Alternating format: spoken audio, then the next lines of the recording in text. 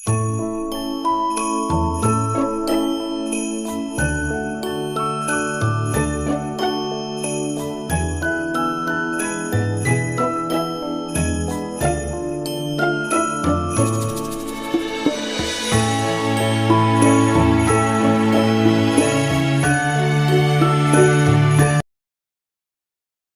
प्यारे बच्चों, welcome again to physics solution point.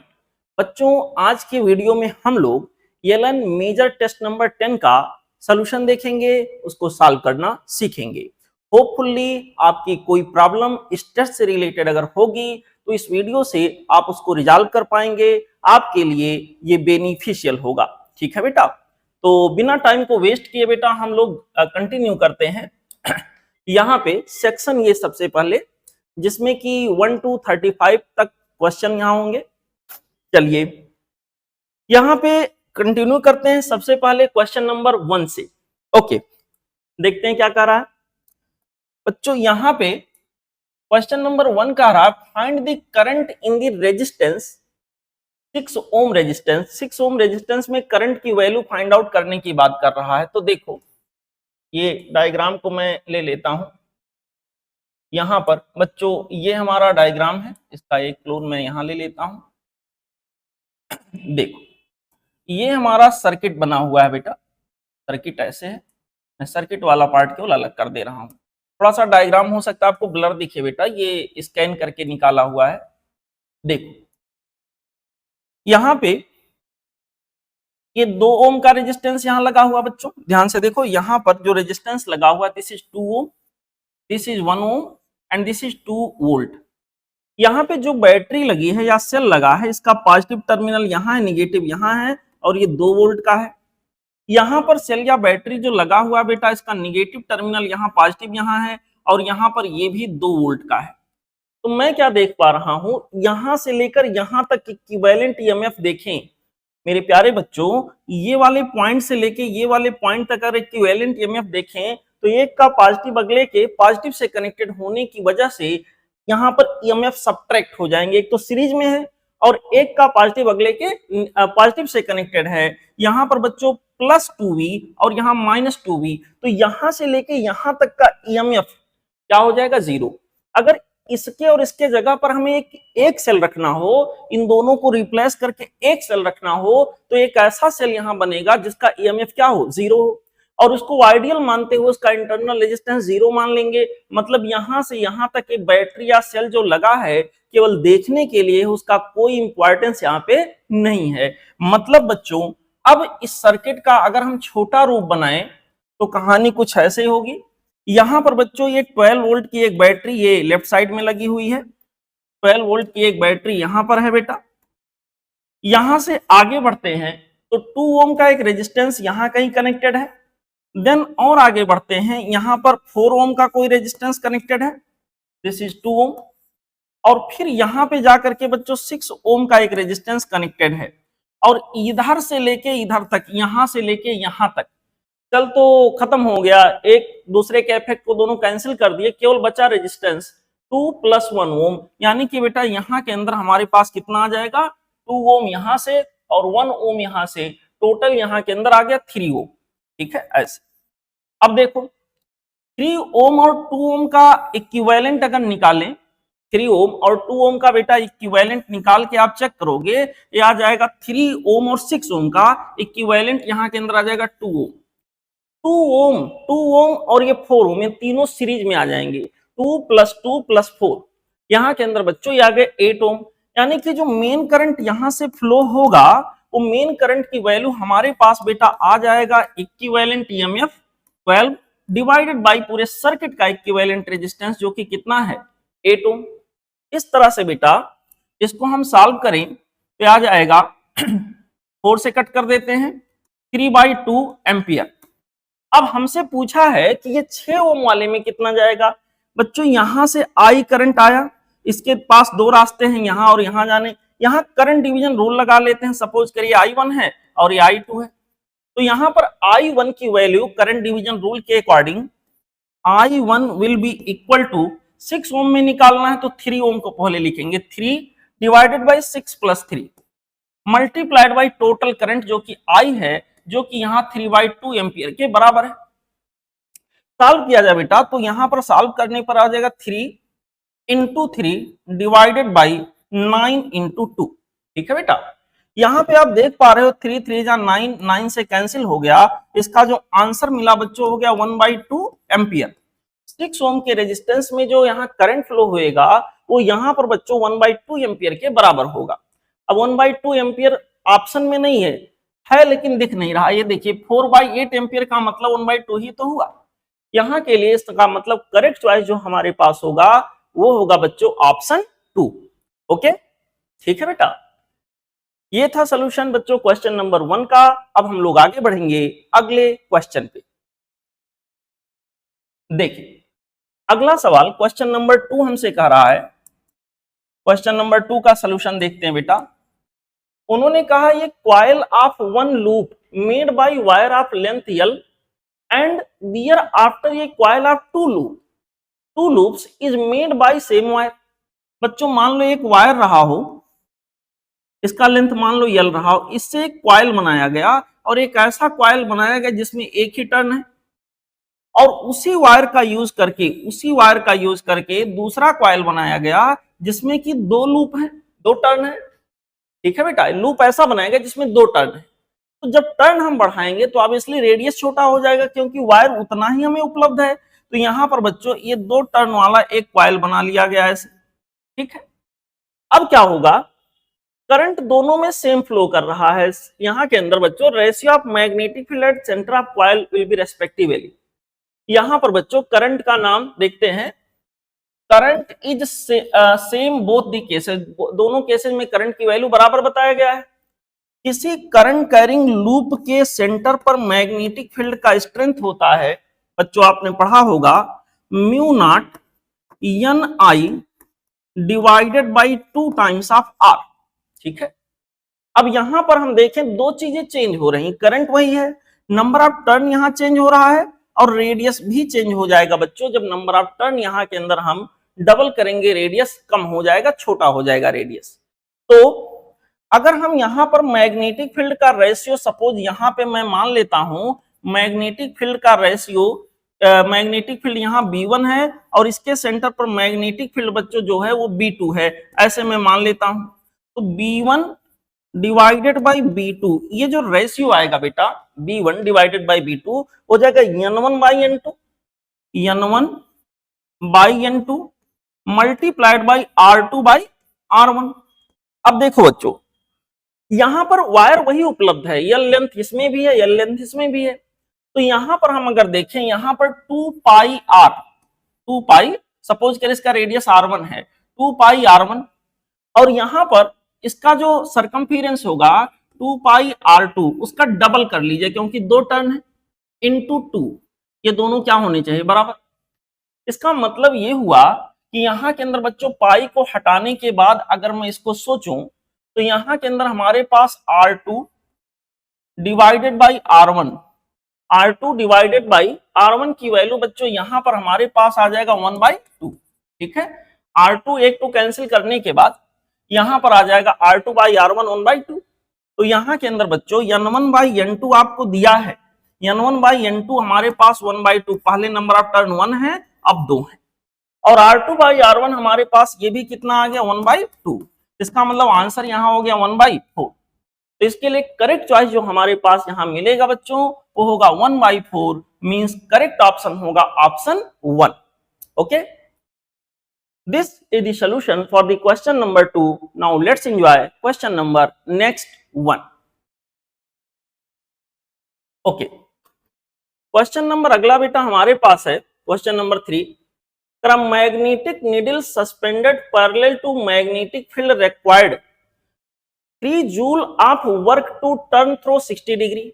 Magnetic field में बेटा कोई मैग्नेटिक नीडल को रोटेट करने के लिए सपोज करिए ये हमारा मैग्नेटिक फील्ड है, यूनिफॉर्म मान के चलेंगे।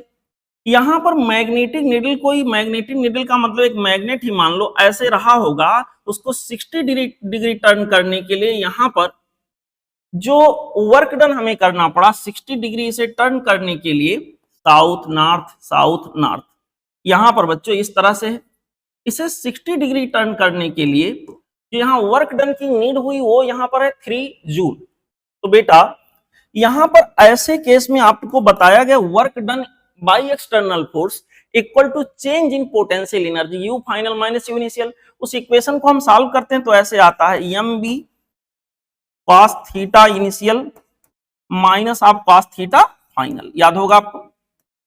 यहां पर बच्चों ये हमारे पास आ गया वर्क डन की वैल्यू एम बी पता नहीं क्या है, छोड़ देते हैं वैसे। कॉस थीटा इनिशियल मान के चलेंगे शुरुआत में जो मैग्नेटिक डाइपोल मोमेंट की डायरेक्शन रही होगी वो मैग्नेटिक फील्ड के एलांग रही होगी, स्टेबल इक्विलिब्रियम कंडीशन में रहा होगा। यहां पर बच्चों कॉस 0 डिग्री हो गया minus of cos theta final.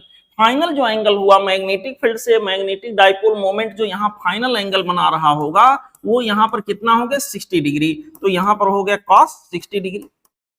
यहाँ W for work done equal to बेटा यहाँ पर आ जाएगा M B cos 0 means 1 cos 60 means 1/2, तो 1 माइनस यहाँ 1/2 आ गया। इसको हम लोग सॉल्व करेंगे तो वर्क डन की वैल्यू हमारे पास आ जाएगा 1/2 टाइम्स ऑफ एम बी, और एम बी की वैल्यू इस तरह से बच्चों हमारे पास हो जाएगा 2 टाइम्स ऑफ W। अब देखो हमसे कहा गया है torque needed to maintain the needle in this position. अगर हमें नीडल को वहीं पर रोक के रखना हो इसी पोजीशन में, अगर छोड़ेंगे तो ऐसे हो जाएगा, इसी पोजीशन में हमें इसको रोक के रखना हो तो जितना टार्क ये लगा रहा होगा मैग्नेटिक फील्ड उतना हम लगाते रहें। तो टार्क की जो आवश्यकता होगी external torque equal to torque applied by magnetic field, जो कि यहां के अंदर बेटा आ जाएगा एम बी साइन थीटा। ठीक है बेटा, एम बी साइन थीटा। और इस तरह से यहां पर हमारे पास एम बी की वैल्यू हमारे पास हो गया 2W और साइन थीटा की वैल्यू हो जाएगा साइन 60 डिग्री, और sine 60 degree in the sense square root 3/2। यहां के अंदर हो गया स्क्वायर रूट के अंदर 3/2। मेरे प्यारे बच्चों टार्क इक्वल टू हो गया W स्क्वायर रूट 3। ठीक है, 2 कैंसिल, W की वैल्यू यहाँ 3 दिया है तो यहां के अंदर बच्चों ये हो जाएगा 3 square root 3 this much joule या न्यूटन इंटू मीटर। टार्क और एनर्जी की यूनिट सेम होती है, जहां न्यूटन इंटू मीटर में दिया है वही रख लीजिए। मेरे प्यारे बच्चों करेक्ट चॉइस यहां के लिए आ गया option 4। Okay, this was the solution for the question number 3। Now let's enjoy question number next 1। देखिए बच्चों हमारा अगला सवाल है क्वेश्चन नंबर 4। करा conducting loop is placed in a uniform magnetic field. कोई कंडक्टिंग लूप है बेटा, यूनिफॉर्म मैग्नेटिक फील्ड में रखा है और मैग्नेटिक फील्ड का स्ट्रेंथ हमको दिया गया 25 tesla with its plane perpendicular to the loop. जो लूप है और यहाँ के अंदर मैग्नेटिक फील्ड है, लूप का प्लेन मैग्नेटिक फील्ड के परपेंडिकुलर है, बहुत अच्छी बात है। The radius of the loop is made to shrink at the constant rate of this much. इस रेट से रेडियस श्रिंक हो रहा है। अब देखो क्या होगा, the induced EMF when the radius is 0.2 metre is. मेरे प्यारे बच्चों ये ईएमआई इलेक्ट्रोमैग्नेटिक इंडक्शन का सवाल हो गया। यहां पर मान लो ये मैग्नेटिक फील्ड है, परपेंडिकुलर इनवर्ड या आउटवर्ड कोई एक दिखा लो ऐसे। यहां पर मान लो इसके अंदर कोई लूप रखा है, ऐसे सर्कुलर लूप मैंने रख दिया, किसी और शेप का भी हो सकता है। यहां सर्कुलर लूप का नाम लिया तो सर्कुलर ही बोल लेते हैं। यहां पर बच्चों कोई लूप है। अब मैग्नेटिक फील्ड तो कांस्टेंट है, लेकिन यहां पर क्या हो रहा है कि लूप जो है श्रिंक कर रहा है। जब लूप श्रिंक करेगा तो लूप का एरिया रिड्यूस होगा, एरिया रिड्यूस होगा तो इसके अंदर से फ्लो होने वाला फ्लक्स भी चेंज होगा, और फ्लक्स चेंज होगा तो इसके अंदर ईएमएफ डेवलप होगा। तो वही बात करा कि ईएमएफ कितना डेवलप होगा उस समय जिस समय रेडियस की वैल्यू इतनी हो गई हो, 0.2 मीटर के बराबर आ गई हो। मेरे प्यारे बच्चों यहां पर ये जवाब हम लोगों को देना है। देखो सिंपल सवाल हो गया, अगर हम इस लूप से निकलने वाले मैग्नेटिक फ्लक्स का मात्र मैग्नीट्यूड देखें, यहां बस वैल्यू से मतलब होता है बेटा, वो हो जाएगा b इंटू ये माइनस बी ए या प्लस बी ए, मैग्नीट्यूड हमारे पास वही आएगा। ठीक है, यहां पर मेरे प्यारे बच्चों ईएमएफ की वैल्यू होता है माइनस ऑफ डी फाई और डी टी। हम खाली मैग्नीट्यूड निकाल रहे हैं, ईएमएफ की वैल्यू यहां के अंदर हम निकाल रहे हैं डी फाई और डी टी। यहां पर इसको थोड़ा और सॉल्व करें, ये हमारे पास b बी की वैल्यू हमको दिया है, बाद में रख लेंगे। और एरिया यहाँ के अंदर बच्चों हमारे पास हो जाएगा पाई आर स्क्वायर। यहाँ पर डी फाई और डी टी अगर करेंगे तो बी कांस्टेंट है, पाई कांस्टेंट है, आर स्क्वायर का हमारे पास आ जाएगा 2r। टी के रेस्पेक्ट में कर रहे हैं तो एक बार आर का करेंगे, यहां हो जाएगा डी आर और डी टी। ये हो गया डी आर और डी टी जो लिखा है बेटा, ये होगा rate of change of radius with respect to time, जो कि हमको दिया है 1 सेंटीमीटर पर सेकेंड। सारे चीजों की वैल्यू रखते हैं। बी के जगह पर 25 टेस्ला, बहुत अच्छा खासा मैग्नेटिक फील्ड होता है। पाई की वैल्यू 3.1, नहीं पाई के टर्म में ही जवाब देना है, रहने दीजिए। यहां पर 2 times of R, 2 times of R उस समय पूछ रहा है जिस समय रेडियस 0.2 मीटर हो गया हो। यहां के अंदर बच्चों ये हमारे पास हो गया 0.2। और dr और dt rate of change of radius with respect to time, सवाल में हमको मेंशन किया गया है 1 सेंटीमीटर पर सेकेंड। तो 1 सेंटीमीटर पर सेकेंड किसको मीटर पर सेकेंड में बदलेंगे, 1 × 10⁻⁻2 मीटर पर सेकेंड। इसी को सॉल्व कर लेना है।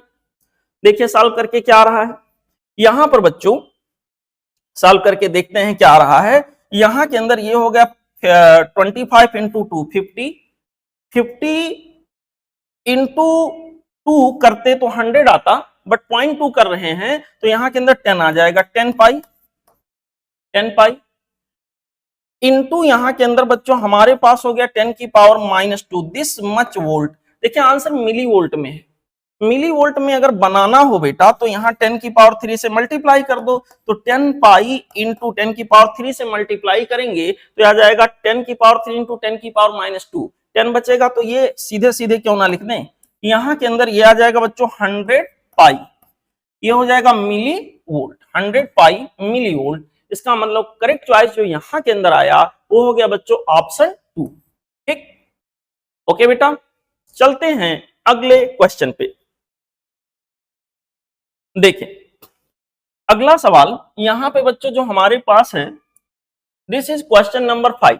क्या कह रहा है, ये coil of inductive reactance 31 ohm, coil का इंडक्टिव रिएक्टेंस यानी एक्सएल आपको दिया 31 ओम, हैज रेजिस्टेंस ऑफ 8 ओम।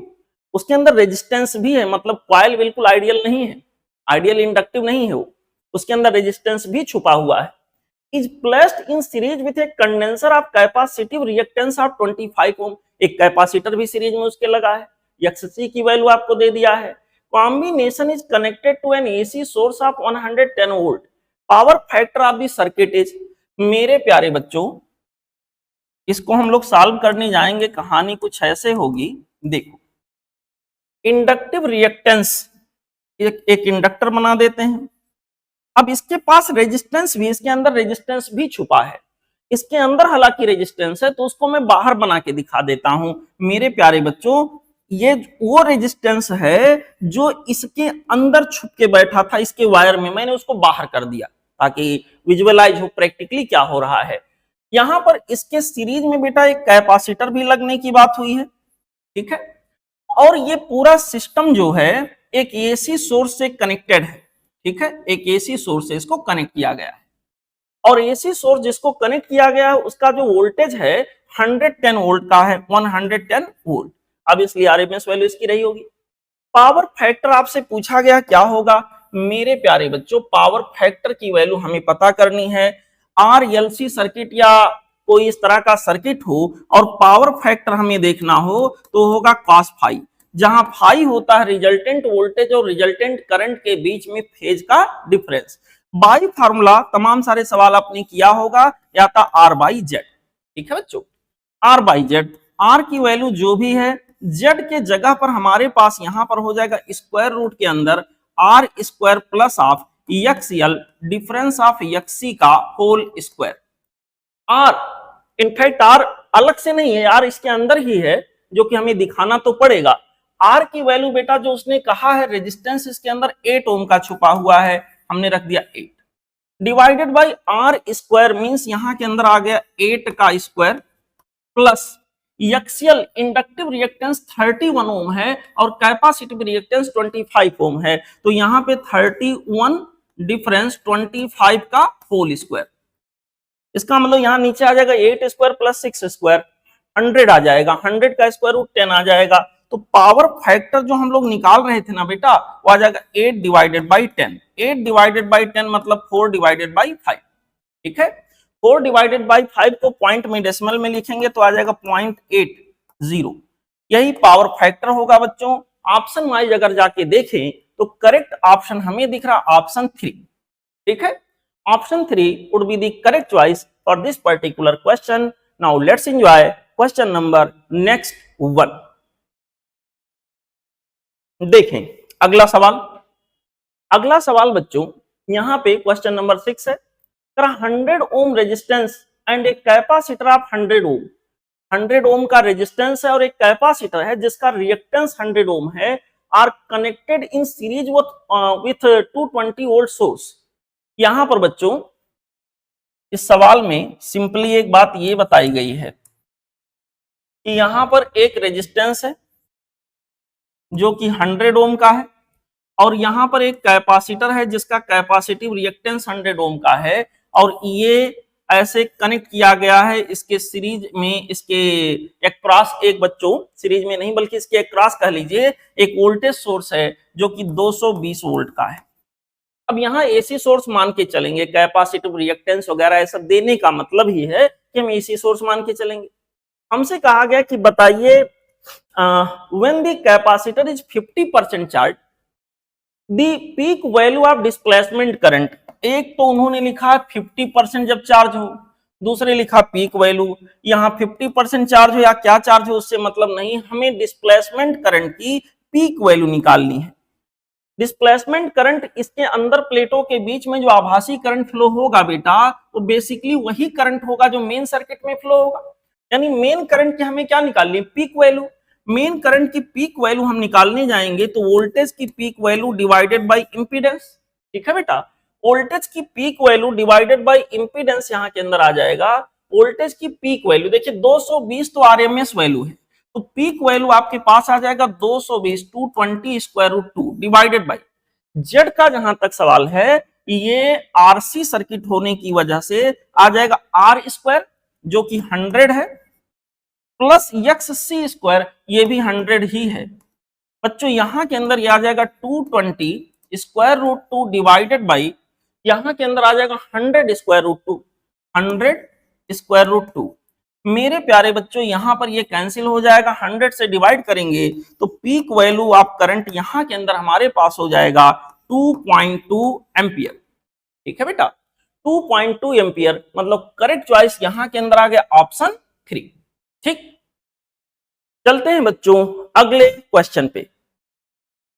देखिए क्वेश्चन नंबर 7 की बात कर रहे हैं।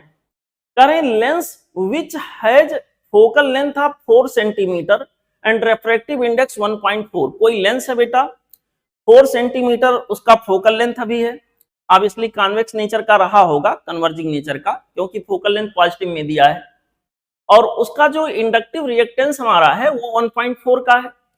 कहा गया है इस लेंस को एक ऐसे लिक्विड के अंदर डिप कर दिया गया, इमर्ज कर दिया गया जिसका रेफ्रेक्टिव इंडेक्स 1.6 हो गया। तो बच्चों रेफ्रेक्टिव इंडेक्स 1.6 मतलब लेंस का रेफ्रेक्टिव इंडेक्स 1.4 है, और उसे ऐसे लिक्विड में डिप कर दिया गया जिसका रेफ्रेक्टिव इंडेक्स कितना हो गया 1.6, मतलब लेंस से भी ज्यादा।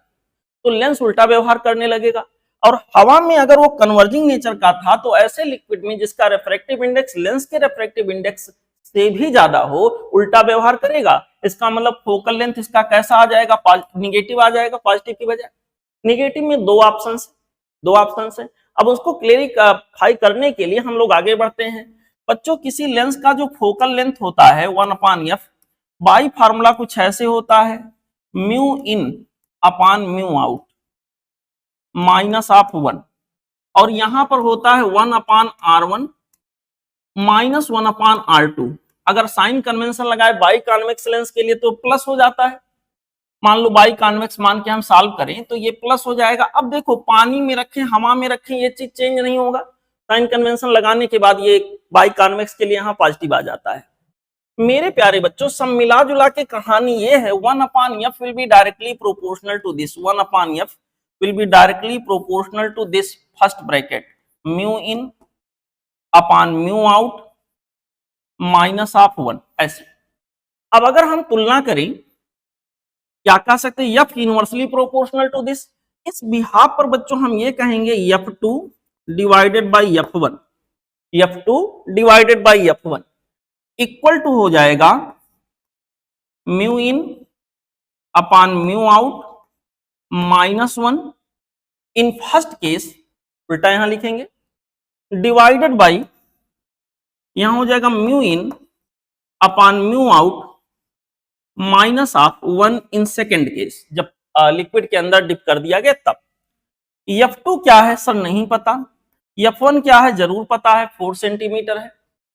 म्यू इन लेंस का जो अंदर का मटेरियल है उसका रिफ्रैक्टिव इंडेक्स 1.4 है, और यहां पर जिस मीडियम में रखा गया है शुरुआत में वो हवा रहा होगा, तो वहां पर आ गया 1 माइनस आप यहां के अंदर आ गया बेटा, माइनस आप यहां के अंदर मैं इसको ऐसे लिख दूं 1.4 अपान 1 -1 डिवाइडेड बाई 1.4, बाद में वही लेंस लिक्विड के अंदर डिप किया गया जिसका रिफ्रैक्टिव इंडेक्स 1.6 है, माइनस आप 1।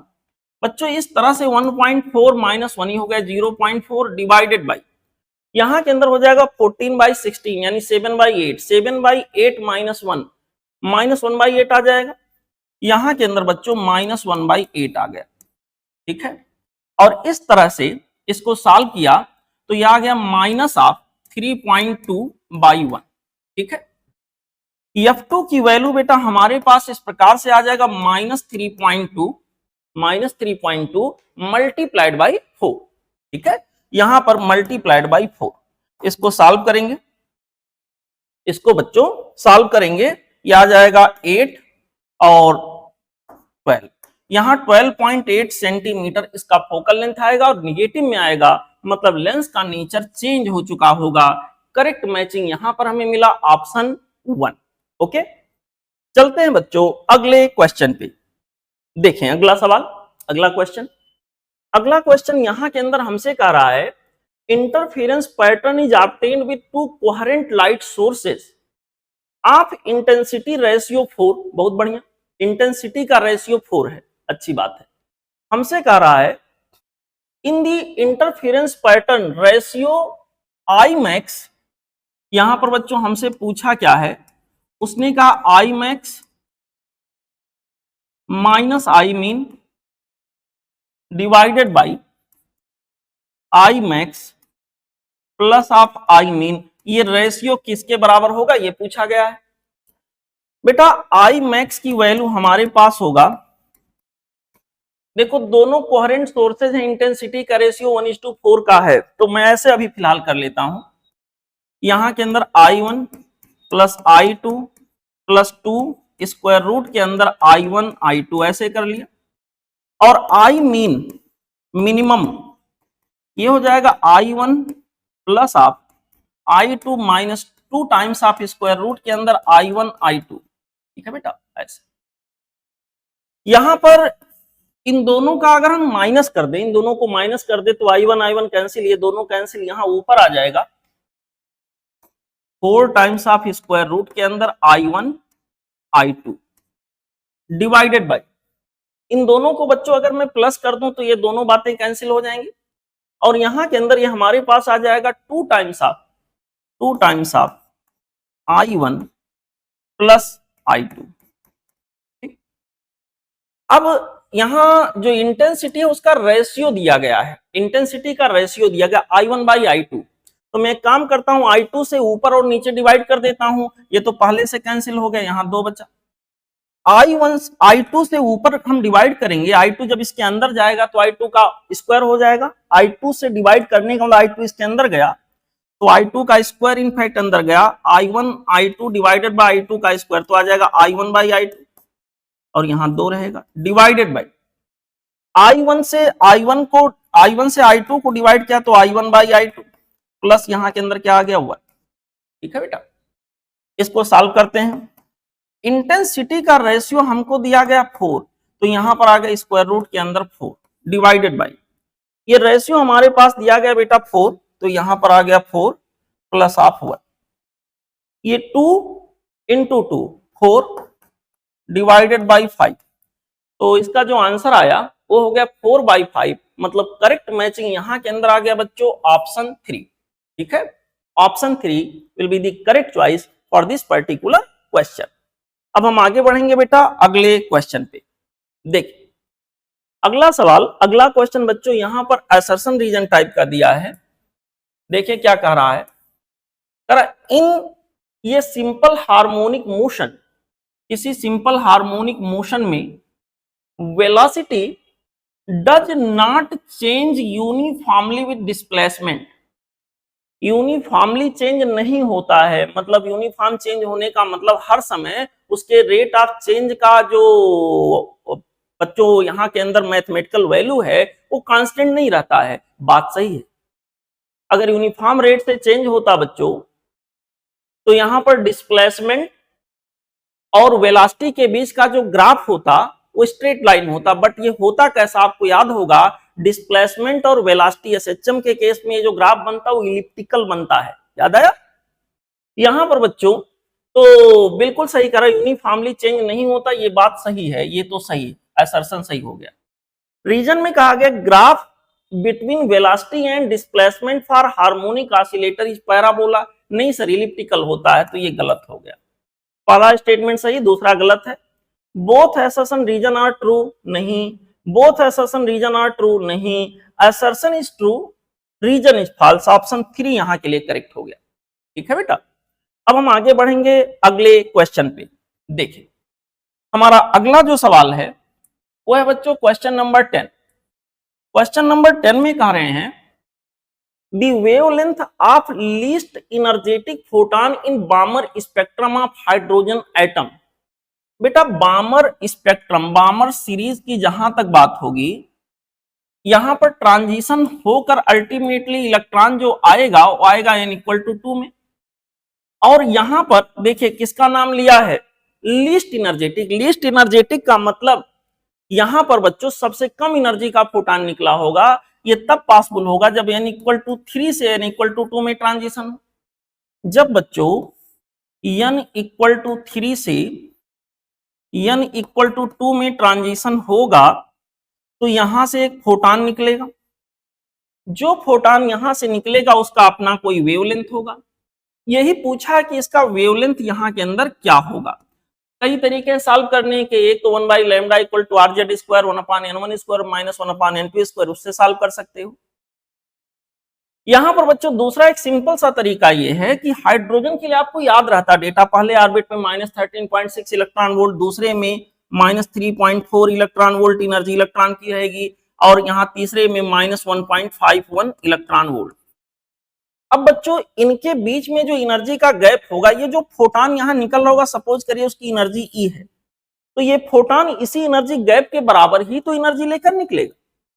फोटॉन की जो एनर्जी होगी वो बेटा यहां के अंदर बाई फार्मूला हमारे पास आएगा, यहां पर hc divided by lambda. hc का मतलब हो गया 12400 डिवाइडेड बाई 12400। यहां पर बच्चों हम शार्ट वाला फार्मूला यूज कर रहे हैं, डिवाइडेड बाई यहां के अंदर हो गया लैम्डा। ठीक है, तो लैम्डा की वैल्यू, लैम्डा को हम एंगस्ट्रॉम में रखेंगे तो इलेक्ट्रॉन वोल्ट में आंसर रहेगा, उल्टा कर लेते हैं, लैम्डा = 12400 12400 डिवाइडेड बाई जो यहाँ फोटॉन है उसकी टोटल एनर्जी कितनी है, ये आ गया। यहां के अंदर बच्चों ये हो गया 12400, और यहां पर आ गया डिवाइडेड बाई माफ करेगा फोटॉन की एनर्जी, जो फोटॉन निकल रहा है इस एनर्जी गैप के बराबर होगा, और ये एनर्जी गैप आप कैलकुलेट करोगे तो आएगा 1.89 इलेक्ट्रॉन वोल्ट। 1.89 को लगभग में आप रख लो 1.9 इलेक्ट्रॉन वोल्ट। तो इसको सॉल्व करोगे इलेक्ट्रॉन वोल्ट में, इसको रखोगे तो बेटा आपको ऑब्वियसली आंसर यहाँ एंगस्ट्रॉम में मिलेगा। आप इसको सॉल्व करना बेटा थोड़ा मेहनत करके, जो आंसर आपको मिलेगा वो मिलेगा 6560 एंगस्ट्रॉम के आसपास, और नैनोमीटर में हो जाएगा 656 नैनोमीटर अप्रॉक्स, यही आंसर आपको मिलेगा। मेहनत कर लीजिएगा, ऑप्शन यहां के अंदर करेक्ट होगा ऑप्शन 2। ठीक है, ओके बेटा, चलते हैं अगले क्वेश्चन पे। हमारा अगला क्वेश्चन यहां के अंदर आ गया बेटा क्वेश्चन नंबर 11, 11वां प्रश्न। देखिए ये एक सर्किट डायग्राम बच्चों बना के दिया गया है, आप लोग देखो, आसान सा सवाल है। एक डायोड लगा, diode number 3, diode number 1 and diode number 2। यहां पर देखिए जो बैटरी लगी है उसका पॉजिटिव प्लेट इधर है, निगेटिव इधर है। ध्यान से देखिए, ये वाला डायोड नंबर 3 का जो पी वाला पार्ट है वो पॉजिटिव से, एन वाला निगेटिव से, ये फॉरवर्ड बायसिंग में आ जाएगा, ऑन हो जाएगा। ठीक है बेटा। डायोड नंबर 1 की बात करें, इसका पी वाला निगेटिव से और एन वाला पॉजिटिव से, तो ये रिवर्स बायसिंग में आ जाएगा। रिवर्स बायसिंग में आते ही ऐसा मालूम पड़ेगा कि जैसे ये यहां से एलिमिनेट हो गया हो ही ना, ओपन सर्किट की तरह यहां अपीयरेंस आएगा बच्चों। ये अपीयरेंस जो यहां के अंदर आएगा ओपन सर्किट की तरह से आएगा। देखो ध्यान से, इसको मैं हटाने का प्रयास करने जा रहा हूं। ये अपीयरेंस जो आएगा बच्चों, ये ओपन सर्किट की तरह से अपीयरेंस देगा, मालूम पड़ेगा जैसे ये हो ही ना। ठीक है, देखो अब यहां के अंदर ये वाले डायोड की सोचो, ये भी फॉरवर्ड में आ जाएगा, पी वाला पॉजिटिव से, एन वाला निगेटिव में, तो ये भी फॉरवर्ड में आ गया। ये भी फॉरवर्ड में आने का मतलब अच्छा खासा कंडक्ट करना शुरू कर दे। तो अब क्या होगा, ये रेजिस्टेंस का कोई रोल नहीं रहा, ये पूरा ब्रांच खत्म। अब देखो, ये करंट ऐसे आएगा, ऐसे आएगा, और यहां से करंट ऐसे आएगा, दोनों मिलके फिर ऐसे आएंगे। तो ये 5 ओम, 5 ओम और ये 5 ओम सीरीज में आ गए। 5 + 5 10, 10 और ये 20 ओम, 20 ओम 10 ओम पैरेलल में आ गए। तो बच्चों यहां के अंदर हमसे, हमारे पास आर इक्विवेलेंट जो आ गया, ये देखिए 5 + 5 10, और इधर से क्या आ गया 20, ये हो जाएगा 10 और 20 का पैरेलल, 10 × 20 डिवाइडेड बाई 10 + 20 जो कि 30 आ गया। बच्चों इसको हम लोग सॉल्व करेंगे तो यहां के अंदर हमारे पास आएगा 20 डिवाइडेड बाई 3, दिस मच ओम। अब यहां मेन करंट जो फ्लो होगा बैटरी के द्वारा वो हो जाएगा बच्चों I इक्वल टू, यहां जो वोल्टेज अप्लाई किया 10 वोल्ट है, 10 डिवाइडेड बाई आर इक्विवेलेंट जो कि 20 बाई क्या है 3। यहां के अंदर बच्चों 20 बाई 3 ऊपर भेज देते हैं, और इस तरह से बच्चों यहां पर आंसर हमारे पास आ गया 3/2 एम्पियर। 3/2 एम्पियर का मतलब 1.5 एम्पियर। बैटरी के द्वारा फ्लो कराया जाने वाला करंट यहां पर आ गया 1.5 एम्पियर। यहां के लिए करेक्ट चॉइस हो गया ऑप्शन 3। ठीक है, option 3 would be the correct choice for this particular question. Now let's enjoy question number next one. Okay, अगला सवाल बच्चों यहां लॉजिक गेट से है। देखें, यहां पे कहा गया output W is given by, बेटा यहां से देखो बुलियन एक्सप्रेशन मुझे बना के बताना है। यहां x है, तो यहां पर x और x, मान लो यार गेट होता तो यहां क्या मिलता है, x और y, यहां से गया माफ करेगा, x + y। लेकिन ये नार है, यहां देखिए बबल बना हुआ है, तो x + y का कॉम्प्लीमेंट आ गया, और यहां से क्या आ जा रहा है z। यहां एंड गेट है, यहां कोई बबल नहीं है, एंड गेट है, तो ये हो जाएगा W की वैल्यू x + y, जो भी यहां से आया डॉट हो जाएगा, एंड ऑपरेशन z। ऐसे हो गए। तो ये ऑप्शन मुझे साफ साफ यहां पर दिख रहा है बेटा, ऑप्शन 2। लेकिन यहां एक बोथ का दिया है, तो चेक करें 3 के लिए। अगर यहां पे डिमार्गन्स थ्योरम लगाएंगे तो बच्चों ये x + y का जो होल कॉम्प्लीमेंट है, तो जगह x का कॉम्प्लीमेंट डॉट y का कॉम्प्लीमेंट डॉट z ऑलरेडी है। तो यहां पर देखिए ये भी है, तो ये लिखो या ये लिखो, दोनों एक ही बातें हैं बच्चों। यहाँ ये दोनों सही हैं। अगर ये दोनों सही हैं तो दोनों का एक कंबाइंड आंसर यहां दिया है ऑप्शन 4, इसलिए हम लोग यहां सिलेक्ट करेंगे ऑप्शन 4 को। ठीक है, ऑप्शन 4 टिक करेंगे हम लोग और आगे बढ़ेंगे। चलते हैं बेटा अगले क्वेश्चन पे। देखें हमारा अगला सवाल, क्वेश्चन नंबर 13 कह रहा है 60 gram water is filled in a calorimeter. एक कैलोरी मीटर के अंदर बच्चों 60 ग्राम वाटर भर दिया गया है। Having water equivalent 48 gram such that final temperature is 35 degree C. यहां पर बच्चों देखो सवाल क्या कह रहा है, 60 ग्राम वाटर लिया गया है, इसका टेम्परेचर क्या था नहीं पता है। ठीक है, temperature, initial temperature of water added, इसी का टेम्परेचर बाद में पूछ लिया गया है। इसको एक कैलोरी मीटर के अंदर रखा गया है, अच्छी बात है। और यहां पर कैलोरी मीटर का वाटर इक्विवेलेंट दिया 48 ग्राम। अच्छा, फाइनल टेम्परेचर यहाँ के अंदर बच्चों 35 डिग्री सेल्सियस है। इस वाटर को उठा के कैलोरी मीटर के अंदर रख रहे हैं। एक कैलोरी मीटर मान लो कोई कंटेनर जैसा मैं बना दे रहा हूं, इसके अंदर रखेंगे। यहां पर बच्चों फाइनल टेम्परेचर 35 डिग्री सी आ गया। अच्छा, कैलोरी मीटर का जो शुरुआती टेम्परेचर था, इसका जो शुरुआती टेम्परेचर था वो बताएगा 40 डिग्री सी है। तो जब वाटर को इसके संपर्क में लाएंगे बेटा, वाटर इसके अंदर ला के भर देंगे, तो फाइनल टेम्परेचर देखिए 35 आया, तो फाइनली थर्मल इक्विलिब्रियम होगा। हाई टेम्परेचर वाली जो बॉडी है उसने हीट दिया होगा और वाटर ने हीट लिया होगा। तो सिंपली यही बात करेंगे, हीट गिवन किसने हीट दिया होगा? कैलोरी मीटर ने, क्योंकि वो हाई टेम्परेचर पे रहा होगा। बाद में टेम्परेचर जो 35 मतलब उससे कम है, तो इसने बच्चों क्या दिया होगा? हीट दिया होगा और इसने हीट गेन किया होगा। क्यों? ठीक है, देखिए हीट गिवन की वैल्यू होगी M S into delta theta.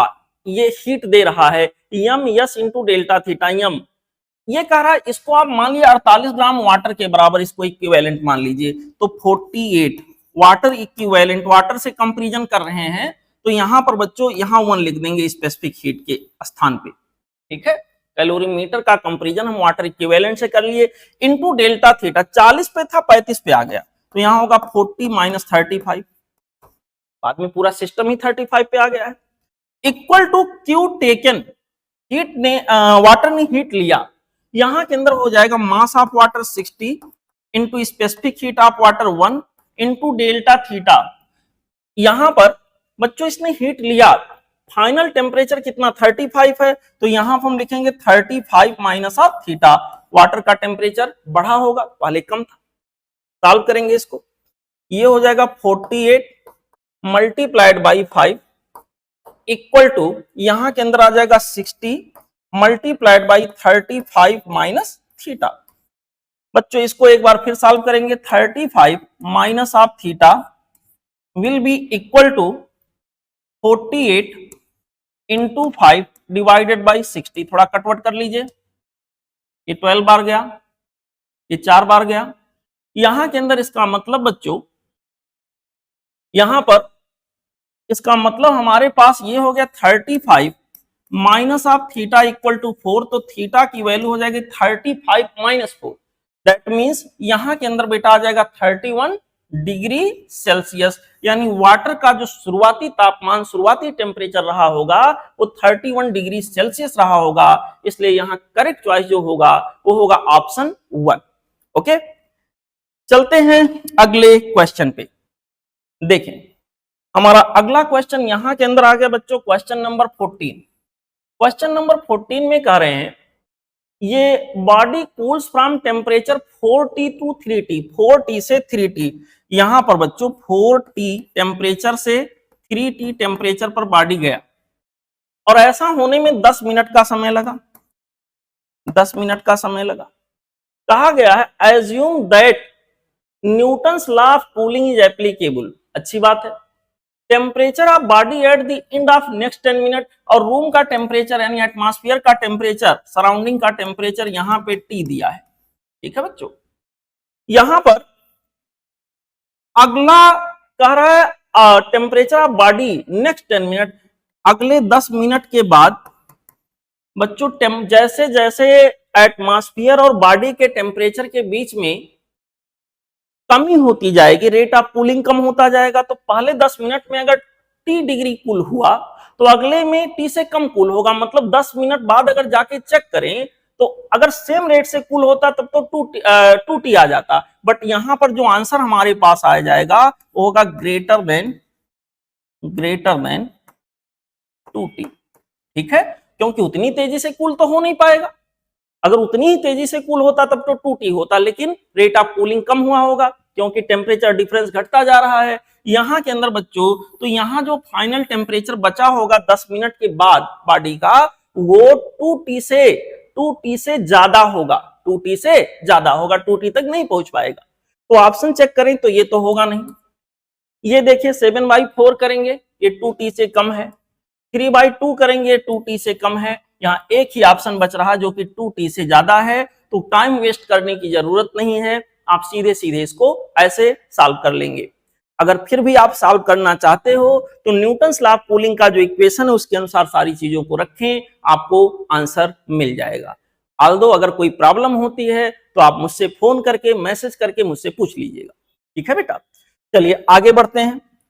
हमारा अगला जो सवाल है वो है बेटा क्वेश्चन नंबर 15। क्वेश्चन नंबर 15 में कहा गया है ideal monoatomic gas undergoes a hypothetical thermodynamic process in which P by V is constant। बेटा एक हाइपोथेटिकल थर्मोडायनेमिक प्रोसेस हो रहा है जिसमें P by V का जो रेशियो है उसको कांस्टेंट बताया गया है।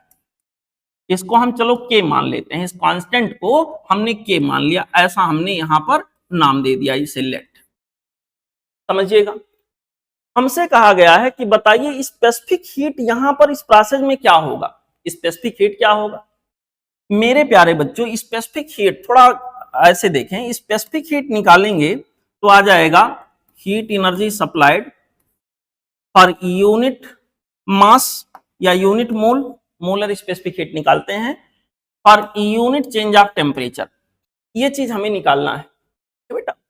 तो हमें डेल्टा क्यू पता होना चाहिए। डेल्टा क्यू, अब थर्मोडायनेमिक्स की फर्स्ट इक्वेशन पाते हैं, फर्स्ट लॉ ऑफ थर्मोडायनेमिक्स हमसे कहता किसी सिस्टम को डेल्टा क्यू हीट अगर देंगे तो उसका कुछ पार्ट डेल्टा यू में, बाकी पार्ट यहाँ डेल्टा डब्ल्यू में खर्च होगा। अब ये वाली वैल्यू जो है सारे प्रोसेस में सेम ही होता है, N CV into delta T, N CV into delta T यहाँ के अंदर आता है बच्चों, सबके लिए सेम होता है। N R delta T divided by gamma minus 1 सबके लिए होता, प्रोसेस कोई भी हो। तो इसको तो डायरेक्ट लिखना, हमें डेल्टा डब्ल्यू निकालना पड़ेगा, वर्क डन कितना होगा। वर्क डन इक्वल टू बच्चों किसी भी थर्मोडायनेमिक प्रोसेस के लिए बेसिक फार्मूला था पीडीवी, ऐसे कुछ पीडीवी, यहाँ वी का रेंज हम लोग लिखते हैं। अब इस रूप में इसको रखना है, थोड़ा इजी करते हैं, थोड़ा इजी करते हैं बेटा। ये जो हमारे पास पी बाई वी है, अभी इसको मैं जगह थोड़ा बना लूं,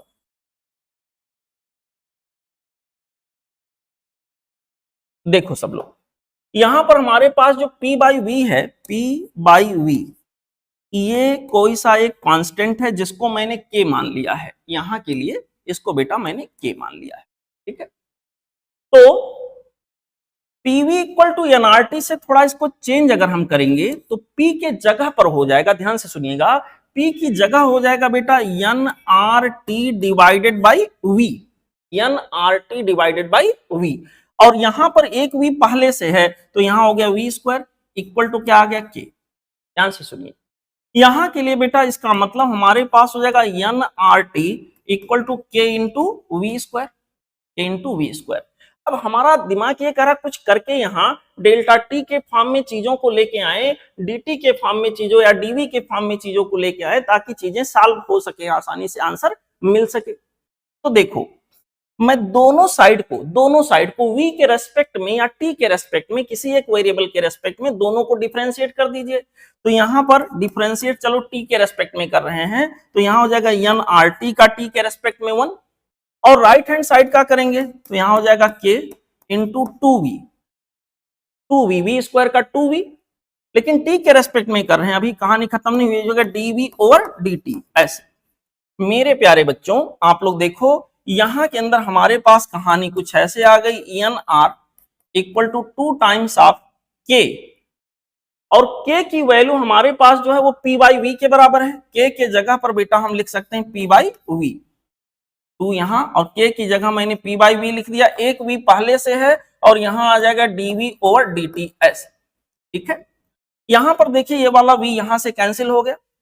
मेरे प्यारे बच्चों, मेरे अच्छे बच्चों, यहां पर dv की वैल्यू हमारे पास जो आया dv इक्वल टू हो जाएगा N R upon 2p, N R upon 2p into यहां के अंदर आ जाएगा dt, ठीक है, ऐसे ऐसे आ जाएगा। मेरे प्यारे बच्चों अब ये वाला जो फार्मूला है इसमें हम चीजों को रख रहे हैं इसके हिसाब से। देखो यहां पर ये हमारे पास आ जाएगा p, इंटू डीवी, डीवी के जगह पर आ जाएगा N are divided by 2p और यहां पर हो गया dt। ठीक है, ऐसे यहां पर ये वाला p यहां से कैंसिल हो जाएगा मेरे प्यारे बच्चों, यहां पर आ जाएगा एन आर बाई 2, dt का इंटीग्रेशन सिंपली t हो जाएगा और t का रेंज एक ले लें t1 से t2 का, तो यहां पर हमारे पास आ जाएगा t2 माइनस t1 सॉल्व करने के बाद, जिसको डेल्टा t लिख देंगे। तो यहां पर बच्चों ये आ गया N R delta T by 2। ठीक है, अब हम आते हैं मेन इक्वेशन पे। कहां गया, इसमें आते हैं। जो थर्मोडायनेमिक्स का फर्स्ट पहला नियम था, इसमें आते हैं। तो डेल्टा क्यू की वैल्यू बच्चों जो यहां हमारे पास मिलेगा, ये देखिए डेल्टा यू के जगह हम लोग रखेंगे N R into delta T, N CV into delta T को लिख रहे हैं, डिवाइडेड बाई गामा -1। गामा बेटा मोनो एटॉमिक है तो गामा की वैल्यू होगी 1 + 2 बाई एफ, एफ के जगह पर यहां 3 हो जाएगा और -1 करेंगे तो यहां के अंदर दिस -1 तो यहां 2/3 आ जाएगा। ठीक है, प्लस यहां के अंदर डेल्टा डब्ल्यू, और डेल्टा डब्ल्यू अभी अभी हम लोगों ने निकाला सॉल्व करके। कहां गया भाई डेल्टा डब्ल्यू, अभी अभी हम लोगों ने सॉल्व करके निकाला है, ये देखिए आ गया, ये आ गया N R delta T divided by 2। इसको सॉल्व कर लिए, 3 ऊपर जाएगा, 2 यहां आ जाएगा, यहां के अंदर आ जाएगा 4 N R delta T divided by 2, यहां हो जाएगा 2 times of N R into delta T. ठीक है बेटा, यहां लाके रख लीजिए, डेल्टा क्यू के जगह पर हो गया 2 times of N R into delta T divided by N into delta T. यहां पर एन से कैंसिल, डेल्टा टी से कैंसिल, बच्चों इसका आंसर आ जाएगा 2 टाइम्स ऑफ आर। इसका मतलब जो करेक्ट चॉइस यहां के लिए आ गया वो हो गया ऑप्शन 1। ओके, ठीक है बच्चों, यहां पे अब हम लोग आगे बढ़ेंगे अगले क्वेश्चन पे।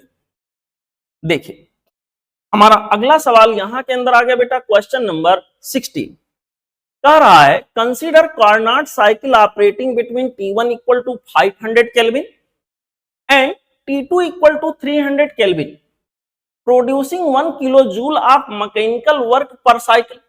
बहुत बढ़िया। Find the heat transfer to the engine, heat transfer to the engine मतलब Q1 पूछ रहा है। ठीक है बेटा, बाई रिजर्वायर, तो बेटा यहां के अंदर ये हमारा हीट इंजन का यहां बच्चों ये सोर्स हो गया और यहां पर हीट इंजन हो गया और यहां पर ये सिंक हो गया। ठीक है, T1 टेम्परेचर पर, T2 टेम्परेचर पर ये है, हीट एनर्जी ऐसे जा रहा था, Q1 हीट एनर्जी इंजन को सप्लाई हुआ, W वर्क डन हुआ, बाकी सिंक को सप्लाई हो गया। यहाँ इफिशियंसी जब हम लोग निकालने जाते हैं तो आता है work done upon total heat input equal to, यहां के अंदर बच्चों हमारे पास आ जाएगा work done divided by total heat energy input कितना हुआ वो यहां के अंदर आ गया, और यही बाई फार्मूला होगा 1 माइनस T2 अपॉन T1। ठीक है बेटा, यहां पर वर्क डन हमको मेंशन किया गया है कि भैया वर्क डन यहाँ 1 किलो जूल यानी 1000 जूल का वर्क डन हुआ, Q1 कितना होगा पूछा गया है। यहां पर हो गया equal to 1 minus T2 upon T1, T2 in the sense 300 और T1 इन दी सेंस बेटा यहां के अंदर 500 हो गया, 3/5। इसका मतलब यहां के अंदर आ गया 2/5, यहां के अंदर ये आ गया 2/5। ठीक, और इस तरह से बच्चों Q1 की वैल्यू हमारे पास जो होगा वो हो जाएगा 1000 बाई Q1 इक्वल टू 2/5, तो Q1 की वैल्यू हो जाएगा 5 इंटू 1000 डिवाइडेड बाई 2।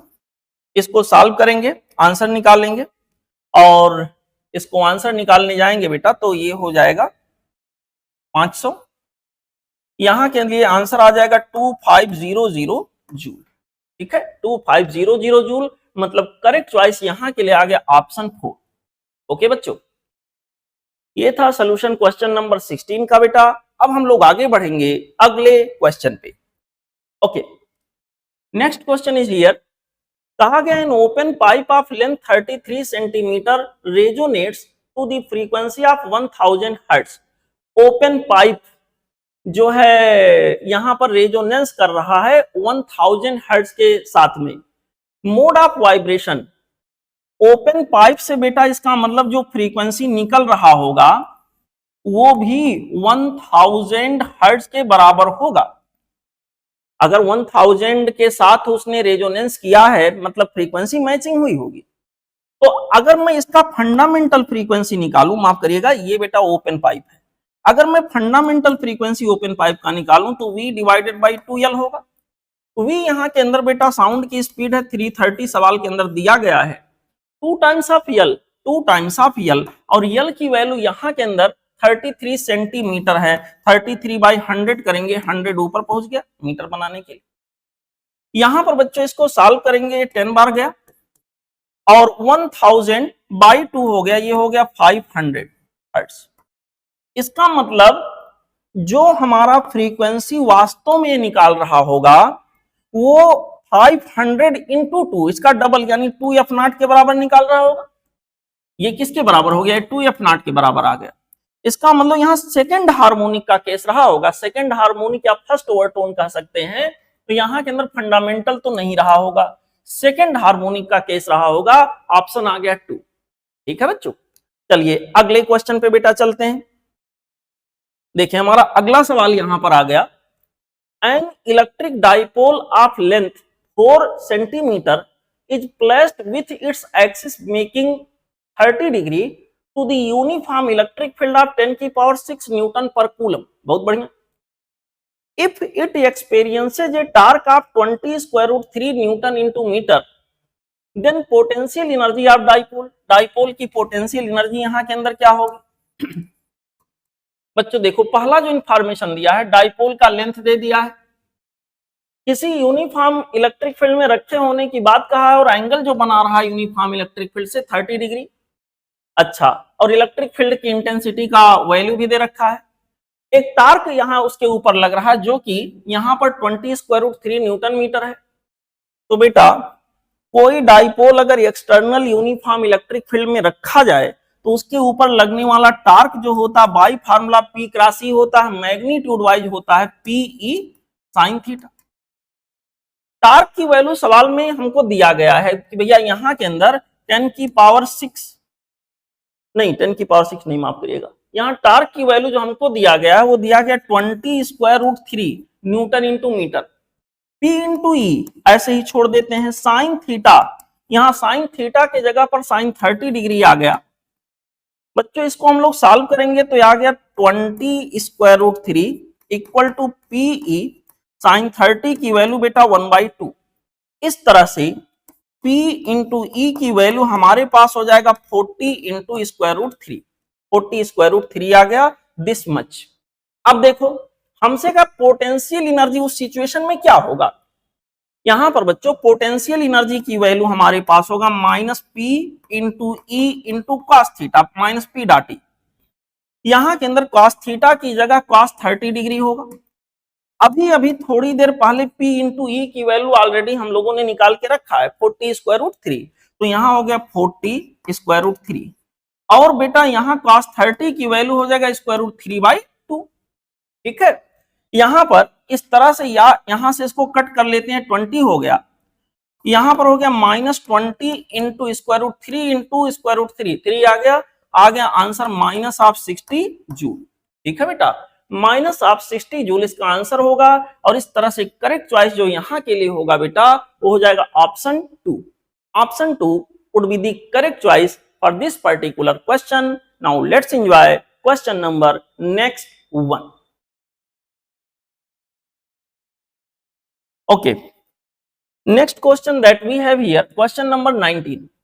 कहा गया in a compound microscope focal length of two lenses are 1.5 centimeter and 6.25 centimeter.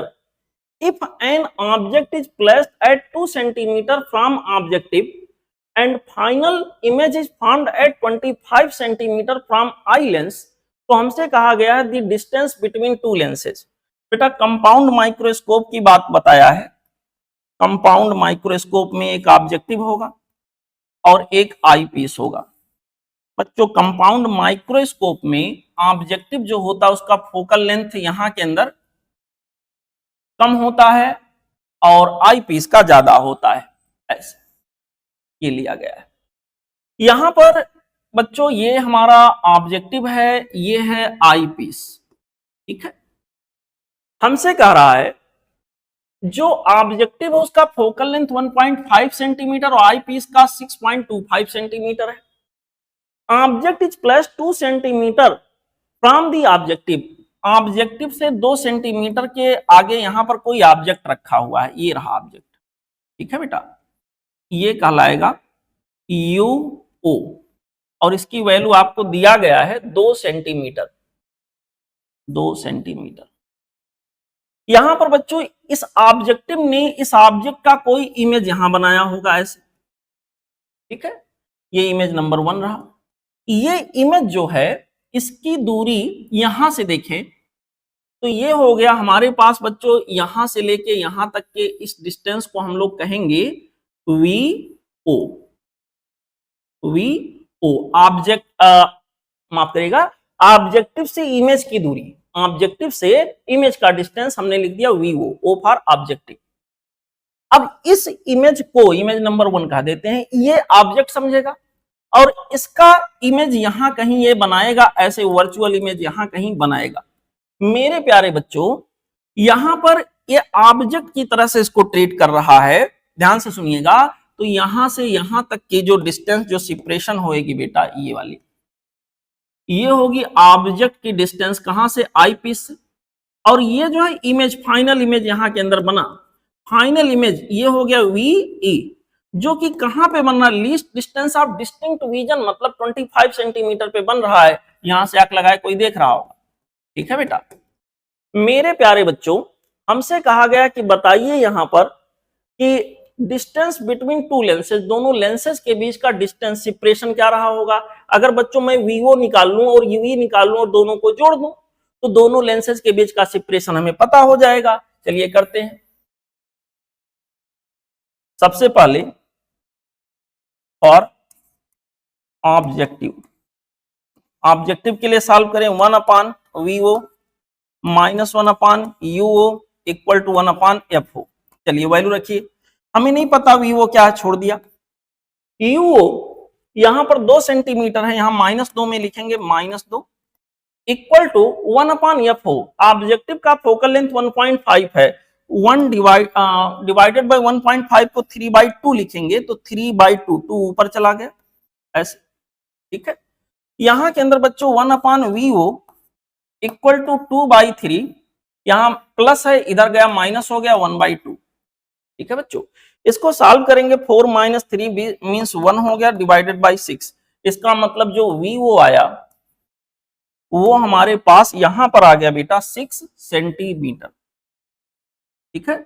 यहां पर इसी तरह मेहनत करके हम लोग निकालेंगे यूई की वैल्यू, सेम सॉल्व करेंगे सेम तरह से for eyepiece, eyepiece. यहां के लिए हमारे पास होगा 1 upon v e minus 1 upon u e equal to 1 upon F e, ठीक है बेटा। चलिए वैल्यू रखते हैं बच्चों, 1 upon v, what is v, हमें पता है क्या, हाँ डी के बराबर है, यहां पर -25 लिख लिया। 1 अपान यूई इधर है, अगर आप साइन कन्वेंशन पहले से लगा दोगे तो माइनस में लिखोगे यूई, ये प्लस में आ जाएगा, equal to 1 upon F E. इसका जो फोकल लेंथ है 6.25 सेंटीमीटर है, 6.25 प्लस में ही होगा क्योंकि कॉन्वेक्स होता है बच्चों। यहां पर इस तरह से 1 अपान यू ई की वैल्यू आ जाएगी 6.25, 1 अपान 6.25। यहां पर बच्चों ये हमारे पास आ जाएगा 1 अपान 6.25 और ये इधर माइनस है, इधर आने पर ये प्लस हो जाएगा, ठीक है। यहां पर हो गया 1 अपान 25, ठीक। सॉल्व करते हैं, इसमें 100 से ऊपर नीचे हम मल्टीप्लाई कर दें तो 100 अपान 625 आ जाएगा, 100 अपान 625 आ जाएगा। और फिर 25 से कट कर लेते हैं, 25 से कट कर लेंगे, ये 4 बार जाएगा और ये 25 बार जाएगा, 4/25, 1/25, ये हो गया 5/25, ठीक है बेटा। 5/25 इन दी सेंस यहां के अंदर 1/5, यानी यू ई की वैल्यू हमारे पास आ गया 5 सेंटीमीटर। यू ई की वैल्यू बेटा यहाँ के अंदर 5 सेंटीमीटर हो गया। अब दोनों लेंसेज के बीच का जो सेपरेशन है, सपोज करिए यल है, दोनों लेंसेज के बीच की जो दूरी है वो सपोज करिए यहां से लेकर यहां तक का सेपरेशन यल है, तो यल की वैल्यू होगा वीओ का मैग्नीट्यूड प्लस यू ई का मैग्नीट्यूड। वीओ अभी अभी हम लोगों ने निकाला था, शायद 6 आ रहा था, यस, यहां के अंदर 6 आ गया और ये हमारे पास बेटा 5 आ गया। कितना आ गया? 11 सेंटीमीटर। यानी दोनों लेंसेज के बीच का जो सेपरेशन यहाँ ऑब्जेक्टिव में होगा, कंपाउंड माइक्रोस्कोप में होगा, वो यहाँ पर 11 सेंटीमीटर के बराबर आएगा, ऑप्शन 4। ओके, चलते हैं बच्चों अगले क्वेश्चन पे। देखें, अगला सवाल हमारे पास यहां सिंपल सा है, pick the unmatched pair from the following. Moderator के रूप में हम लोग हेवी वाटर यूज करते हैं, सबसे बढ़िया मॉडरेटर हेवी वाटर को माना जाता है, सही है। न्यूक्लियर फ्यूल, जब विखंडन, जब फ्यूजन की प्रोसेस होती है, न्यूक्लियर फ्यूल के रूप में प्लूटोनियम, यूरेनियम, इन सबको यूज करते हैं, ये भी बात सही है। अनमैच्ड पेयर खोजना है। कंट्रोल रॉड्स जो होते हैं उसमें कार्बन नहीं सर, बोरान और कैडमियम के रॉड यूज किए जाते हैं, ना कि यहाँ कार्बन के रॉड यूज किए जाते हैं, तो यही अनमैच्ड पेयर हुआ, यही सही हो गया। Nuclear reactor is critical, multiplication factor unity, ठीक है, ये भी बात सही है। यहां के लिए बच्चों जो अनमैच्ड पेयर है वो हो गया ऑप्शन 3। ठीक, चलते हैं अगले क्वेश्चन पे। बच्चों हमारा अगला क्वेश्चन है क्वेश्चन नंबर 21। क्वेश्चन नंबर 21 में कहा गया है, an intrinsic semiconductor has resistivity 0.5 ohm into metre at room temperature. ये रेजिस्टिविटी दे रखा बेटा, रो की वैल्यू किसी सेमीकंडक्टर के लिए जो कि इंट्रिंसिक है। Find the intrinsic carrier concentration. Intrinsic carrier concentration का मतलब number of electrons per unit volume या number of holes per unit volume, यहां पर दोनों बराबर ही होते हैं अगर इंट्रिंसिक है, इसी को कैरियर कंसंट्रेशन कहेंगे। इंट्रिंसिक कैरियर कंसंट्रेशन या इंट्रिंसिक कंसंट्रेशन इसको बोला जाता है। Number of holes per unit volume या number of electrons per unit volume. Intrinsic है तो ये दोनों ही इक्वल होंगे। हमसे कहा गया है कि बताइए, find the intrinsic carrier concentration if mobilities of electron and holes are this and this. Electron की मोबिलिटी इतनी है और होल्स की इतनी। देखिए इलेक्ट्रॉन की ज्यादा, होल की कम है, होता ही है। ये थोड़ा हटके सवाल है बेटा, इसके लिए आपको एक फार्मूला याद होना चाहिए, इसको याद कर लीजिएगा। रेजिस्टिविटी किसी सेमीकंडक्टर की इक्वल टू होगा 1 अपान एन आई। एन आई इसी को इंट्रिंसिक कंसंट्रेशन कहते हैं, number of electrons per unit volume या number of holes per unit volume, into electron का चार्ज या होल का चार्ज कह लीजिए, बराबर ही होगा, multiplied by mobility of electron plus mobility of hole. As a formula इसको याद कर सकते हैं, वैसे कभी इस पर सवाल आया नहीं है लेकिन फिर भी याद रख सकते हैं। यहां के अंदर बच्चों रेजिस्टिविटी जो हमारे पास है वो आपको दे रखा है, उन्होंने हमसे intrinsic carrier concentration N I पूछा है, तो N I this will be equal to 1 divided by rho, यहां पर हो गया ई, इनटू यहां के अंदर हो जाएगा बेटा mu E, mobility of electron, plus यहां के अंदर हो जाएगा मोबिलिटी ऑफ होल। ठीक, सारे डेटा आपको गिवन है, बस रखना है।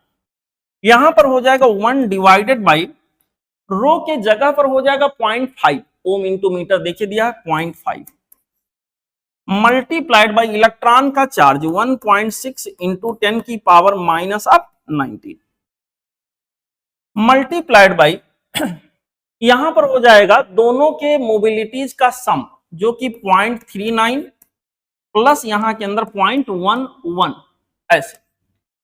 ठीक है बच्चों, यहां पर कुछ इस तरह से आ जाएगा। इसको आप लोग सॉल्व करके आंसर निकालना लेना बेटा, इसका आंसर आपको मिलेगा 2.5 इंटू 10 की पावर 2.5 इंटू 10 की पावर यहां के अंदर आ जाएगा 19 दिस मच पर क्यूबिक मीटर। ठीक है, ये मेहनत कर लीजिएगा, इसका आंसर यही आपको मिलेगा। मतलब करेक्ट चॉइस जो यहां के अंदर आपको मैच करता हुआ मिलेगा वो होगा ऑप्शन 2। ठीक, ओके, चलते हैं बच्चों अगले क्वेश्चन पे। हमारा अगला सवाल, अगला क्वेश्चन यहाँ पे क्वेश्चन नंबर 12, क्वेश्चन नंबर 22। देखिए सवाल ऑलरेडी आपके एग्जाम में नीट में आ चुका है 2014 में। कहा गया the given graph represents VI characteristics for the semiconductor. ये बेटा सोलर सेल का वीआई कैरेक्टरिस्टिक होता है जो फोर्थ क्वाड्रेंट में होता है कि वोल्टेज की एक्सिस पर पॉइंट ये जो है यहाँ पर करंट जीरो है। करंट जीरो मतलब ओपन सर्किट वोल्टेज ये हो गया, और यहां पर देखिए वोल्टेज जीरो है, करंट मैक्सिमम है। या वोल्टेज जीरो मतलब शॉर्ट सर्किट, यहां के अंदर करंट इसको कहेंगे। पॉइंट बी को हम कहेंगे शॉर्ट सर्किट करंट और पॉइंट ए को कहेंगे ओपन सर्किट वोल्टेज। पहला ऑप्शन करें, it is V I characteristic of solar cell, अभी तक तो सही है। Where point A represents open circuit voltage, point A को ओपन सर्किट वोल्टेज कहेंगे, बात सही है बेटा क्योंकि वहां करंट जीरो हो जा रहा है। And point B short circuit current, यहां पहला ही ऑप्शन बच्चों आपका करेक्ट हो गया। आगे बढ़िए ना बढ़े कोई दिक्कत नहीं है, पहला ही करेक्ट है। ओके, चलते हैं अगले क्वेश्चन पे। अगला सवाल यहां पे देखिए ऐसे कुछ दिया गया है। देखो बच्चों अगला सवाल हमारा इस तरह से है, to verify Ohm's law, Ohm's law को वेरीफाई करने के लिए a student is provided with the test with ये टेस्ट रजिस्टर, टेस्ट करने के लिए एक रजिस्टर प्रोवाइड किया गया आरटी। ये हाई रेजिस्टेंस R1, एक रेजिस्टेंस यहाँ के अंदर आरटी प्रोवाइड किया गया। एक बेटा R1 ये हाई रेजिस्टेंस है, और एक यहाँ के अंदर अगला रेजिस्टेंस छोटा वाला R2 प्रोवाइड किया गया। ये बेटा हाई रेजिस्टेंस है, ये लो रेजिस्टेंस है, और ये टेस्ट करने के लिए रेजिस्टेंस है। ठीक है, यहां पर और दो गैल्वेनोमीटर यहां दिए गए हैं G1 और G2, G1 और G2 दो गैल्वेनोमीटर दिए गए हैं। ठीक है बेटा, हमसे कहा गया है और एक वेरिएबल सोर्स वोल्टेज दिया गया है जो कि वेरी कर सकता है, यहां V है।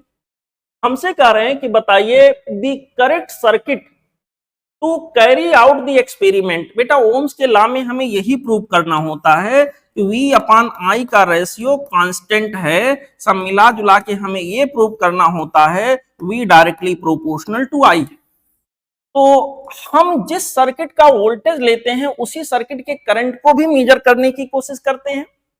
तो यहाँ टेस्ट रेजिस्टेंस जो है इसके क्रॉस कितना वोल्टेज है और उसके क्रॉस उससे होकर कितना करंट फ्लो कर रहा है, इसको निकालने का हम लोग प्रयास करेंगे।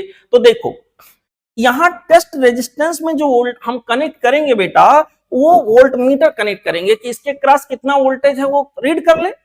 और वोल्ट मीटर, अच्छा वोल्ट मीटर बनाने के लिए गैल्वेनोमीटर के सीरीज में, ये देखिए गैल्वेनोमीटर के सीरीज में अच्छा वोल्ट मीटर बनाने के लिए, उसका रेंज बढ़ाने के लिए गैल्वेनोमीटर के सीरीज में हाई वैल्यू का रेजिस्टेंस हमें जोड़ देना चाहिए, जो कि यहां दिख रहा है। R1 को देखिए हाई रेजिस्टेंस बोला है, और जिस सर्किट का, जिस रेजिस्टेंस का हम करंट वोल्टेज मेजर कर रहे हैं उसी का हमें करंट चाहिए, तो उसको मेजर करने के लिए अमीटर लगाना पड़ेगा। और अमीटर गैल्वेनोमीटर से ही बनाया जाता है। गैल्वेनोमीटर बढ़िया अमीटर का काम करे, उसका रेंज बढ़ाने के लिए उसके पैरेलल में शंट कनेक्ट करते हैं, स्मॉल वैल्यू का रेजिस्टेंस कनेक्ट करते हैं। तो देखिए R2 यहाँ कनेक्टेड है। तो यहां सब मिला जुला के जिस सर्किट का हम वोल्टेज मेजर कर रहे हैं आरटी का, उसी में फ्लो होने वाले करंट को भी यहां मेजर करने का प्रयास कर रहे हैं। तो सबसे जो सटीक रिजल्ट मुझे मिलेगा यहां मिलेगा, बाकी किसी में ऐसा नहीं। ठीक है बच्चों, बाकी सब में यहाँ कुछ ना कुछ कमियां हैं। यहाँ के लिए करेक्ट चॉइस जो हमारे पास आएगा वो होगा बच्चों ऑप्शन 3। ठीक, चलते हैं अगले क्वेश्चन पे। देखें हमारा अगला सवाल बेटा क्वेश्चन नंबर 24 है, brass ball of 100 gram is heated to 100 degree C. Brass बेटा एक अलवाय होता है, उसको 100 डिग्री सी तक हीट कर दिया गया। 100 ग्राम उसका मास है, 100 डिग्री सी तक हीट किया गया। Then dropped into 200 gram of turpentine in a calorimeter at 15 degree C. समझिए सब लोग, समझिए सब लोग मेरे प्यारे बच्चों, यहां पर एक कंटेनर लिया गया, इसी को मैं कैलोरीमीटर चलो बोल देता हूं। इसके अंदर कोई ऑयल भरा हुआ है, टर्पेंटिन ऑयल भरा हुआ है। ये कैलोरीमीटर है बेटा, ये कैलोरीमीटर है। इसके अंदर कोई सा ऑयल भरा हुआ है लोग,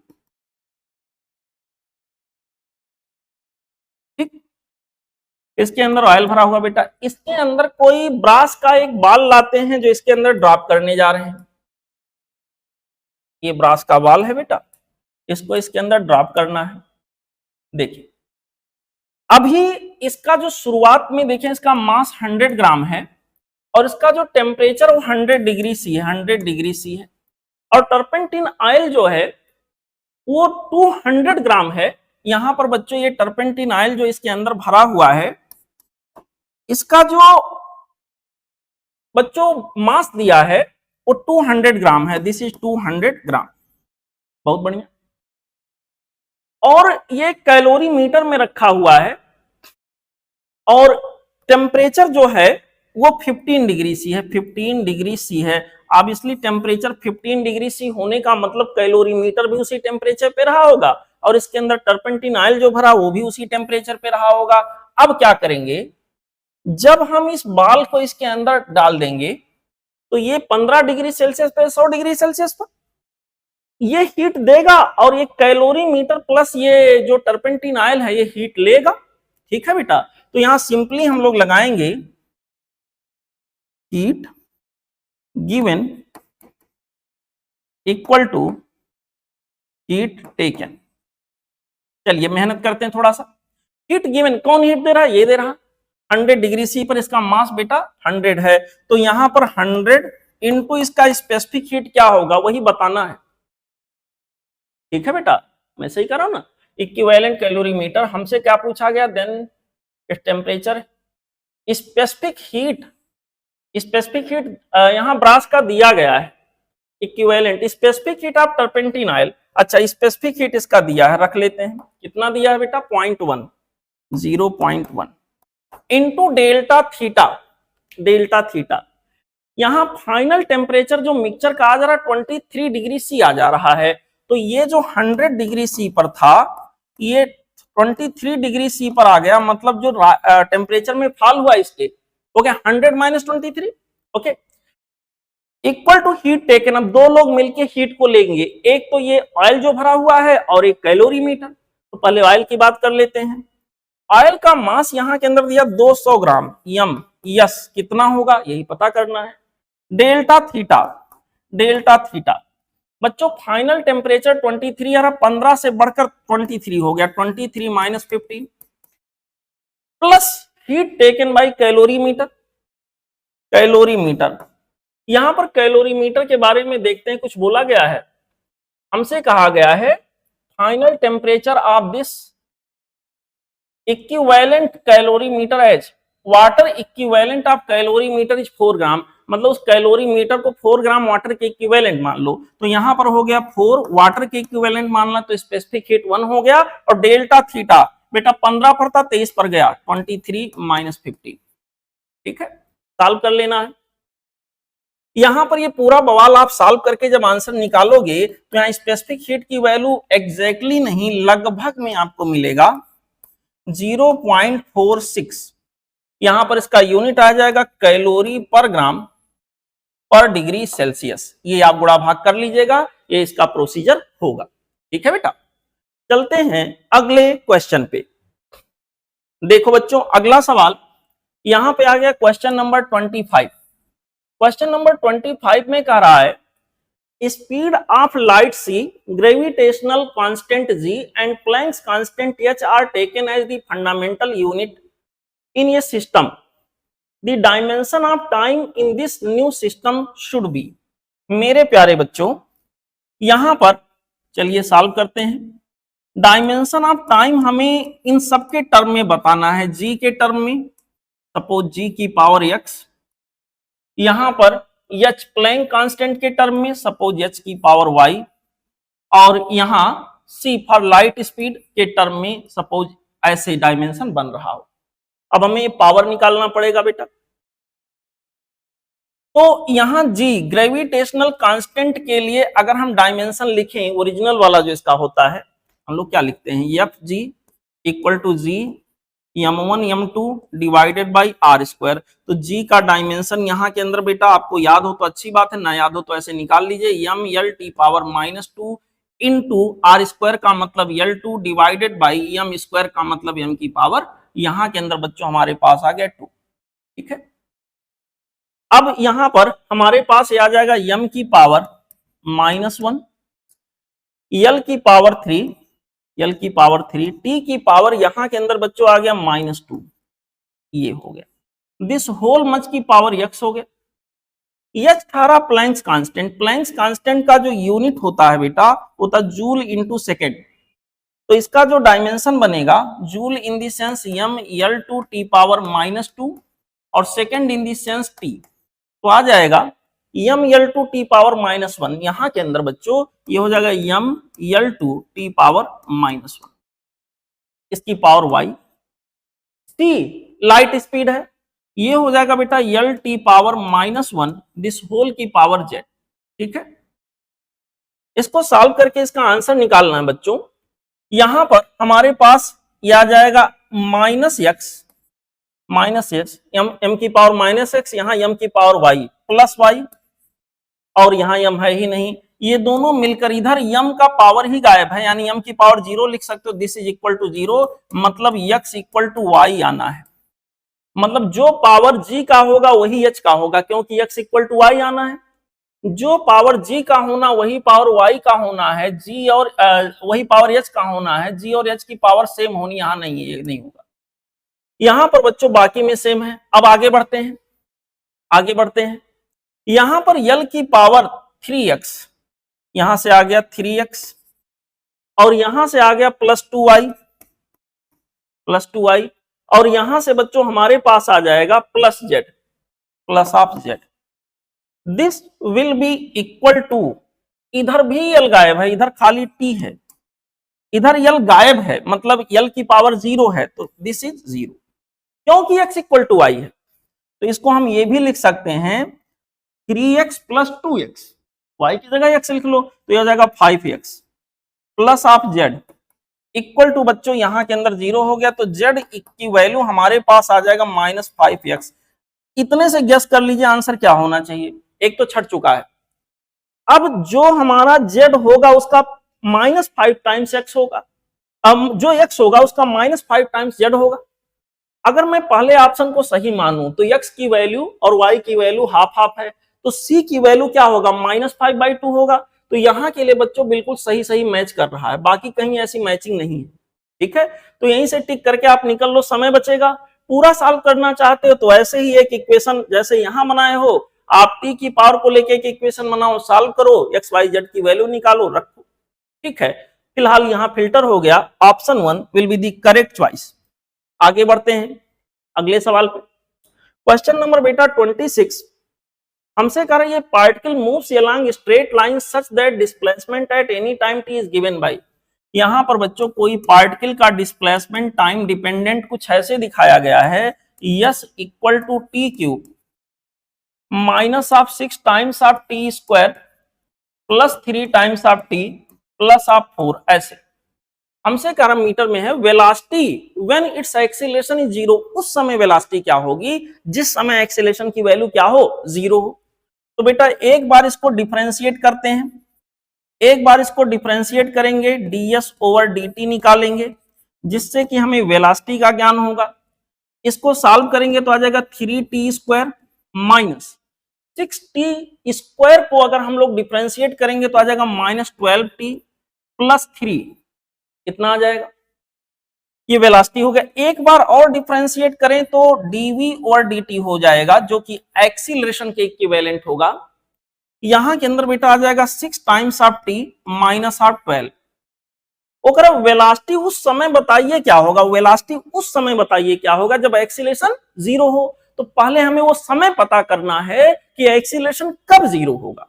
तो यहां एक्सीलरेशन की जगह 0 रख दीजिए, तो आ गया 6t माइनस ऑफ 12, तो t की वैल्यू बच्चों यहां से 2 सेकेंड, यानी 2 second t equal to 2 second एक ऐसा इंस्टेंट होगा जिस समय एक्सीलरेशन की वैल्यू क्या हो गई होगी, 0। उस समय वेलोसिटी क्या रहा होगा ये पूछा गया है, यानी हमें पता करना है वेलोसिटी की value t equal to 2 second वाले मोमेंट पे क्या रहा होगा। अब यहाँ वेलोसिटी का इक्वेशन ऑलरेडी मेरे पास है, रख लो। t की जगह 2 रखना है तो 3 इंटू 2 का स्क्वायर करेंगे 4 हो जाएगा, माइनस 12 इंटू यहाँ के अंदर 2 करेंगे प्लस यहाँ 3, निकाल लेते हैं बेटा। यहां पर हो जाएगा 12 माइनस ऑफ 24 प्लस ऑफ 3। यहां पर बच्चों ये आ गया -12 और यहां के अंदर बच्चों ये आ गया -12 और +3 यहां के अंदर कर देंगे तो आ जाएगा -9 मीटर पर सेकेंड। यह इसका आंसर होगा बच्चों। अगर हम ऑप्शन पे जाएं तो करेक्ट चॉइस होगा ऑप्शन 4। ओके, ठीक है। चलिए अगला सवाल एंजॉय करते हैं। हमारा अगला सवाल यहां के अंदर आ गया बेटा क्वेश्चन नंबर 27। क्वेश्चन नंबर 27 में कहा गया after an elastic collision between two balls of equal masses one is observe to have ये speed of 3 metre per second. पहले की स्पीड बेटा 3 मीटर पर सेकेंड है, ये पहला बॉल है, इसकी स्पीड 3 मीटर पर सेकेंड है। हम v1 लिखेंगे, बल्कि u1 इसको लिख देते हैं, नहीं आफ्टर कोलिजन है v1 लिखेंगे। यहां पर इसको ऐसे लिखेंगे 3 टाइम्स ऑफ आई कैप, ऐसे लिख लेते हैं क्योंकि आई जे के में आंसर देना है। आफ्टर कोलिजन की बात ये हो रही है। और दूसरे ball the other has speed 2 metre per second along, दूसरा जो है वो किस स्पीड से चल रहा है, v2 सपोज करिए, 2 मीटर पर सेकेंड से निगेटिव x में जा रहा है, तो इसको मैं लिख देता हूं -2 टाइम्स ऑफ आई कैप। ये कोलिजन के बाद है, तो कोलिजन के पहले क्या रहा होगा, उनकी ओरिजिनल वेलोसिटीज क्या रही होंगी पूछा गया है। और खास बात इक्वल मासेज है और कोलिजन यहाँ इलास्टिक है और एक लाइन में मोशन हो रहा है, लाइन ऑफ इंपैक्ट वही का वही बना हुआ है, लाइन ऑफ कोलिजन में ही मोशन हो रहा होगा, मान के चलेंगे ये 1 डायमेंशनल कोलिजन होगा। और इलास्टिक कोलिजन अगर 1 डायमेंशनल हो और मासेज बराबर हो तो बेटा यहां वेलोसिटी या मोमेंटम दोनों का एक्सचेंज हो जाता है। पहले के पास वेलोसिटी v1 है तो u1 क्या रहा होगा, कोलिजन से पहले जो इसके पास वेलोसिटी अभी दूसरे के पास है, कोलिजन से पहले वो पहले के पास रहा होगा। ठीक है बेटा, अभी जो वेलोसिटी दूसरे बाल के पास है, कोलिजन से पहले वही वेलोसिटी पहले बाल के पास रहा होगा। यहां पर बच्चों जो वेलोसिटी कोलिजन के बाद पहले बाल के पास है, वही वेलोसिटी कोलिजन के पहले दूसरे बाल के पास रहा होगा।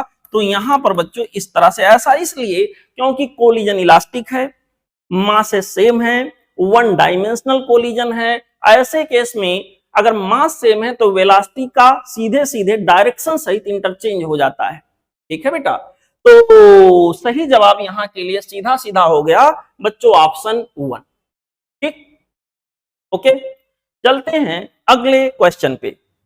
देखें अगला सवाल यहां पे आ गया क्वेश्चन नंबर 28।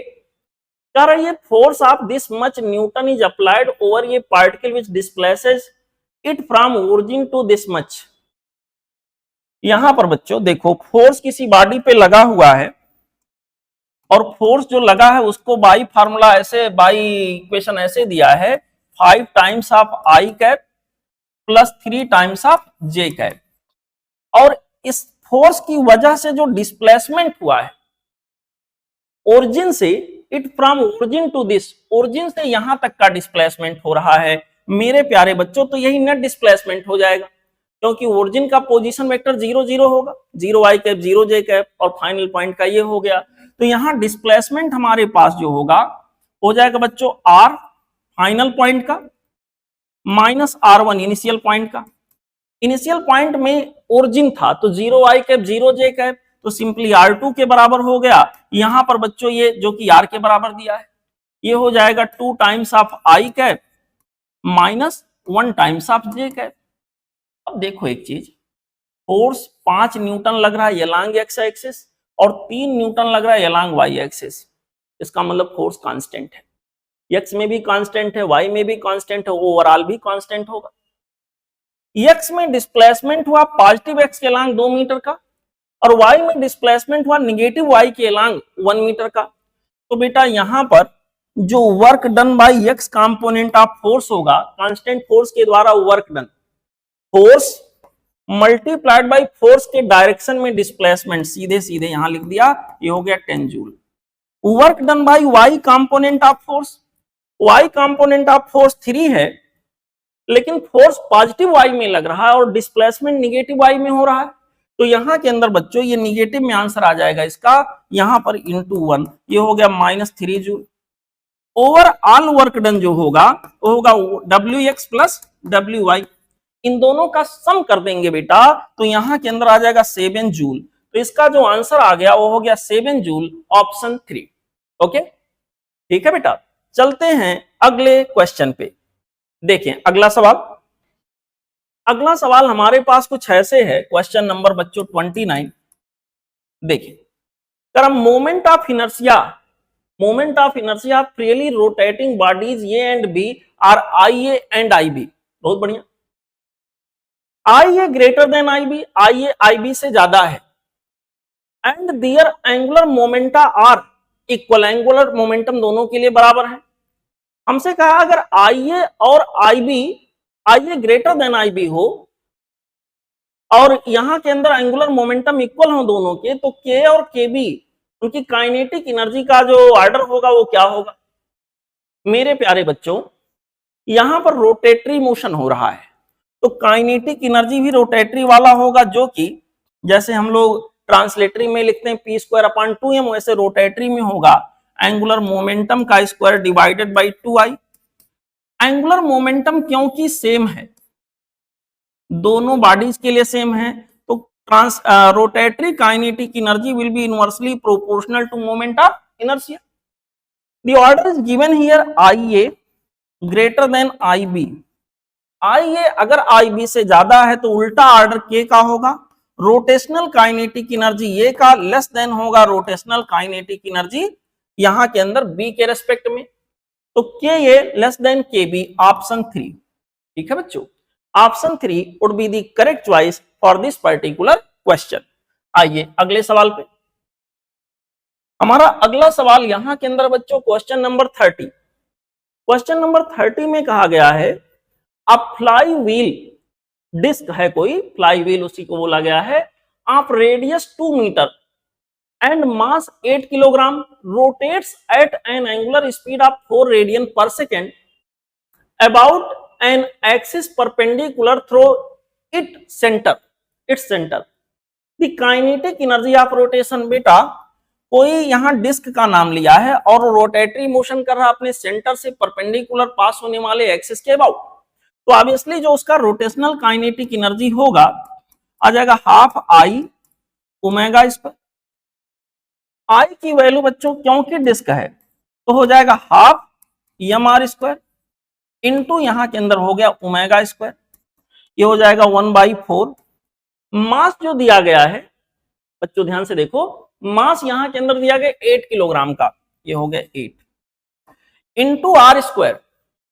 आर रेडियस जो दिया गया वो 2 मीटर का दिया गया है, तो यहां पर बच्चों 2 का स्क्वायर कर देंगे into omega, 4 radian per second के रेट से वो घूम रहा है, तो यहां 4 का क्या हो जाएगा स्क्वायर। ठीक है, यही सॉल्व कर लेना है, 2 जा 4 और 4 कैंसिल हो गया, 8 इंटू 16। ठीक है बेटा, तो यहां के अंदर इसको हम लोग सॉल्व करेंगे, आ जाएगा 128 जूल, 16 8 जा 128 जूल यहां के अंदर आ गया। करेक्ट चॉइस हो गया ऑप्शन 1। ठीक, ओके बेटा, चलते हैं अगले क्वेश्चन पे। देखें हमारा अगला सवाल यहां के अंदर आ गया बच्चों क्वेश्चन नंबर 31। देखते हैं क्या है। करें ये diatomic molecule is formed by 2 atoms which may be treated as point mass m1 and m2 joined by massless rod of length r, then the moment of inertia of the molecule about an axis passing through center of mass and perpendicular to rod। बेटा समझो जरा, यहां पे कोई ऐसे rod है, ठीक है, कोई इस तरह का एक रॉड है, थोड़ा सा उसका कुछ मास नहीं बताया गया, मासलेस मान के चलेंगे, पतला सा बहुत रहा होगा। ओके, ये कोई सा बच्चों एक रॉड है और डाई रॉड नहीं है, माफ करिएगा, डाई एटॉमिक मॉलिक्यूल है, ये बॉन्ड होगा एक तरह से by 2 atoms formed by 2 atoms which may be treated as point masses m1 and m2। बेटा यहां पर एक एटम यहां अटैच होगा ऐसे, और ऐसा ही एक एटम यहां अटैच होगा। दोनों के मासेज, एक का m1 है दूसरे का m2 है ऐसे। हमसे कह रहा कि बताइए मोमेंट ऑफ इनर्शिया इस सिस्टम का क्या होगा, एक ऐसा पॉइंट जो इसके सेंटर ऑफ मास से जा रहा हो, वहां से पास होने वाली परपेंडिकुलर एक्सिस के अबाउट मोमेंट ऑफ इनर्शिया पूछा गया, क्या होगा। बेटा मान लो ये सेंटर ऑफ मास दिया गया सवाल में, मान लो यहां से यहां तक का डिस्टेंस r1 हो और यहां से यहां तक का डिस्टेंस r2 हो।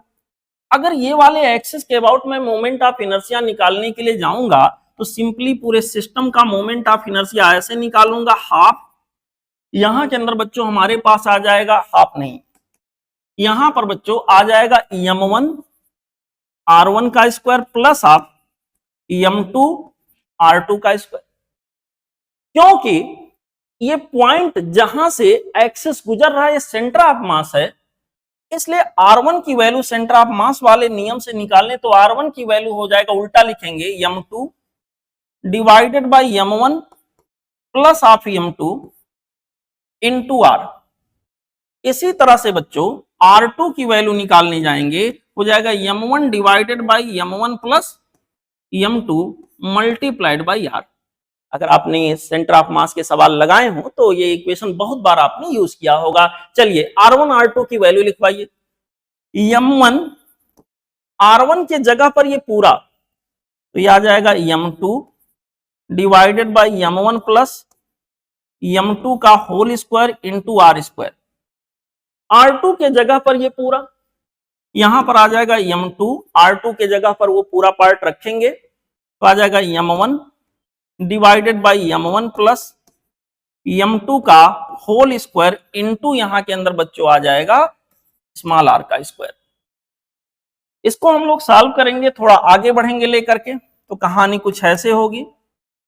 देखिए बहुत सारी चीजें यहां कॉमन हो रही हैं, r स्क्वायर दोनों में है, m1 m2 दोनों में है, m1 m2 का होल स्क्वायर भी दोनों में है, तो हम कॉमन कर लेते हैं बेटा m1 m2 divided by m1 plus m2 का होल स्क्वायर इंटू r। इतने पार्ट को कॉमन कर ले, m1 चला गया, m1 प्लस m2 का होल स्क्वायर चला गया और r स्क्वायर भी जाने दीजिए, r स्क्वायर चला गया। यहां से m2 गया है, एक m2 बाकी है और यहां से एक m1 बचेगा, तो सब मिला जुला कर देखिए एक ये ब्रैकेट का पावर यहां को कैंसिल कर देगा और इस तरह से आंसर मिलेगा m1 m2 divided by m1 plus half m2 into r square. Correct choice इस तरह से बच्चों हमारे पास यहां जो मिला वो हो गया option 3। Option 3 would be the correct choice for this particular question. अगला क्वेश्चन है क्वेश्चन नंबर 32। देखिए बड़ा आसान सा सवाल है, कहा गया dependence of acceleration due to gravity g on distance r from the centre of earth of radius capital R and uniform density is shown in the figure below. बेटा अर्थ को हम एक सॉलिड स्फीयर की तरह मानेंगे और जैसे electric field की इंटेंसिटी पोजीशन पे के हिसाब से चेंज होता है, अंदर के रीजन में देखिए ये वाला ग्राफ सीधा गया है, अंदर के रीजन में ग्रेविटेशनल फील्ड की इंटेंसिटी या ग्रेविटेशनल एक्सीलरेशन कह लीजिए, वो बेटा डायरेक्टली प्रोपोर्शनल टू होता है यहां पर r। सीधा ग्राफ गया, बाद में जब इसके होता है तो ग्रेविटेशनल फील्ड की इंटेंसिटी सरफेस के बाहर जाने पर इनवर्सली प्रोपोर्शनल टू हो जाता r स्क्वायर, हाइपरबोलिक ग्राफ हो गया। तो यहाँ पे करेक्ट चॉइस हो गया ऑप्शन 4। ठीक है बेटा, बता चुके हैं, बड़ा फेमस सवाल है। अगला सवाल, अगला क्वेश्चन यहाँ के अंदर हमको दिया गया है an artificial satellite moving in circular orbit at a distance small r from the centre of earth has total energy E naught. तो पोटेंशियल एनर्जी क्या होगा बेटा, टोटल एनर्जी बताया गया सैटेलाइट का E नॉट के बराबर है, सही मायने में माइनस में रहना चाहिए था। ठीक है, इनफैक्ट खाली मैग्नीट्यूड दिया गया होगा। टोटल एनर्जी जितना रहा होगा उतना ही उसके पास काइनेटिक एनर्जी पॉजिटिव में रहा होगा और पोटेंशियल एनर्जी जो रहा होगा वो टोटल एनर्जी या काइनेटिक एनर्जी के डबल के बराबर रहा होगा और निगेटिव रहा होगा, -2 टाइम्स ऑफ E नॉट। देखिए इन दोनों को जब जोड़ेंगे तो टोटल एनर्जी ये वाला आपको मिल जाएगा। ठीक है, ये नियम होता है जहां भी इनवर्स स्क्वायर लॉ फॉलो हुआ, force inversely proportional to R square का कंडीशन लगा, वहां वहां ऐसा सिचुएशन देखने को मिलता है। मेरे प्यारे बच्चों, यहां टोटल एनर्जी जो होगा, total energy that will be equal to kinetic energy, magnitude wise दोनों सेम होंगे, और पोटेंशियल एनर्जी टोटल एनर्जी का डबल होगा। तो टोटल का दिया है ई नॉट, इनफैक्ट खाली मैग्नीट्यूड दिया है, तो पोटेंशियल क्या हो जाएगा 2 ई नॉट। यहां पर ऑप्शन क्या सही आ गया 3। ठीक है, माइनस में दिया नहीं है। यहां पर बच्चों केवल मैग्नीट्यूड का जिक्र हुआ है, ऑप्शन 3 यहां के लिए करेक्ट चॉइस हो गया। अब हम आगे बढ़ेंगे अगले सवाल पे। देखें क्वेश्चन नंबर 34, यहां पे कहा गया work done in increasing the size of A rectangular soap film with dimension 8 centimetre. Rectangular soap film है बेटा, रेक्टेंगुलर सोप का फिल्म है, उसको जो है यहां पर उसका डायमेंशन बदला जा रहा है। देखिए यहां पर अभी उसका लंबाई लेंथ 8 सेंटीमीटर है और ब्रेथ यहां पर 3.75 है, उससे बढ़ाकर 10 इंटू दिस कर दिया गया। और यहां पर हमसे कहा सरफेस टेंशन क्या होगा, तो वर्क डन की वैल्यू बेटा यहां पर आता चेंज इन सरफेस एनर्जी, और चेंज इन सरफेस एनर्जी यहां पर होगा surface tension into surface area का चेंज।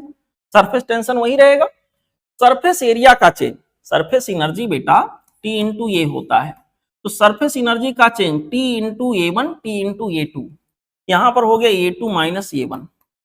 बेटा यहां डिफरेंस लेंगे दोनों का। अब देखो रेक्टेंगुलर फिल्म है बेटा, रेक्टेंगुलर फिल्म अगर है तो नीचे से भी सरफेस एक्सपोज है, ऊपर से भी, तो यहां सरफेस एरिया जितना भी होगा उसका डबल हम लोग दोनों करके लेंगे, 2 कॉमन हो जाएगा।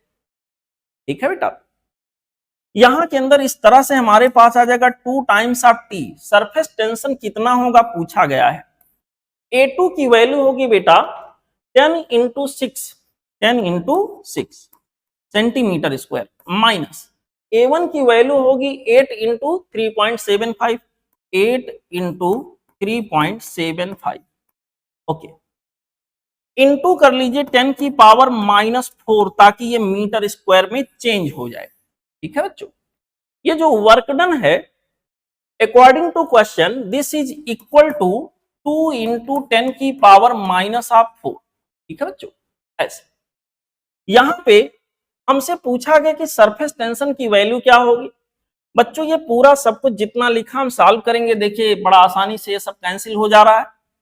सरफेस टेंशन इसको सॉल्व करके निकालेंगे तो आपको मिलेगा 3.3 इंटू 10 की पावर -2। ठीक है, दिस मच, और यूनिट होगा न्यूटन पर मीटर। आप सॉल्व कर लीजिएगा, यही इसका आंसर बच्चों मिलेगा। होपफुली आपको समझ में आ गया होगा।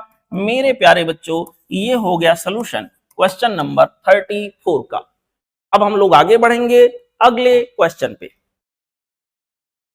यहां पर हमारा अगला सवाल है क्वेश्चन नंबर 35। करेंगे wire of area of cross section 10 की power -6 metre square is increased in length by 0.1%, यानी 100 में था तो 0.1 बढ़ गया, ऐसा कुछ हुआ। टेंशन प्रोड्यूस्ड इज 1000 न्यूटन, बहुत बढ़िया। हमसे कहा गया है कि सर आप ये बताइए यंग मॉडुलस यहां के अंदर क्या होगा।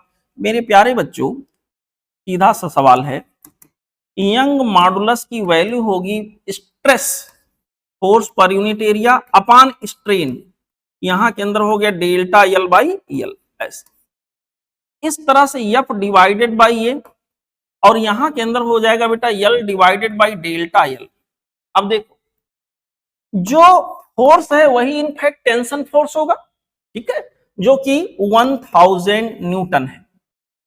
एरिया क्रॉस सेक्शनल एरिया हमको दिया 10 की पावर -6, 10 की पावर -6 मीटर स्क्वायर, बड़ा पतला सा वायर रहा होगा, इनटू यल। यहां पर फ्रैक्शनल चेंज इन लेंथ, इसको बच्चों फ्रैक्शनल चेंज इन लेंथ इसको ऐसे ही रहने देते हैं। एक काम करते हैं कि डेल्टा एल बाई एल इसको ऐसे ही नीचे लिख देते हैं। ये वैल्यू हमको दिया गया है बेटा, यहां पर सीधे सीधे इसको लिख दे, फ्रैक्शनल चेंज हमारे पास परसेंटेज चेंज 0.1 है, 0.1 परसेंटेज चेंज होने का मतलब हुआ 100 था, अगर यल की वैल्यू 100 है तो चेंज हमारे पास 0.1 का हुआ। तो fractional change delta L by यल की वैल्यू यहां के अंदर हो जाएगी 0.001, यहां के अंदर हो गया 0.001, ये हो जाएगा 10 की पावर -3, ये हो जाएगा बेटा 10 की पावर -6, 10 की पावर -9, ऊपर गया 10 की पावर +9, 10 की पावर 9 प्लस 10 की इंटू 10 की पावर 3, ये हो गया 10 की पावर 12 न्यूटन पर मीटर स्क्वायर। ऑप्शन आ गया पहला, ठीक है। करेक्ट चॉइस यहां के अंदर आ गया बच्चों ऑप्शन 1। अब हम लोग आगे बढ़ेंगे अगले क्वेश्चन।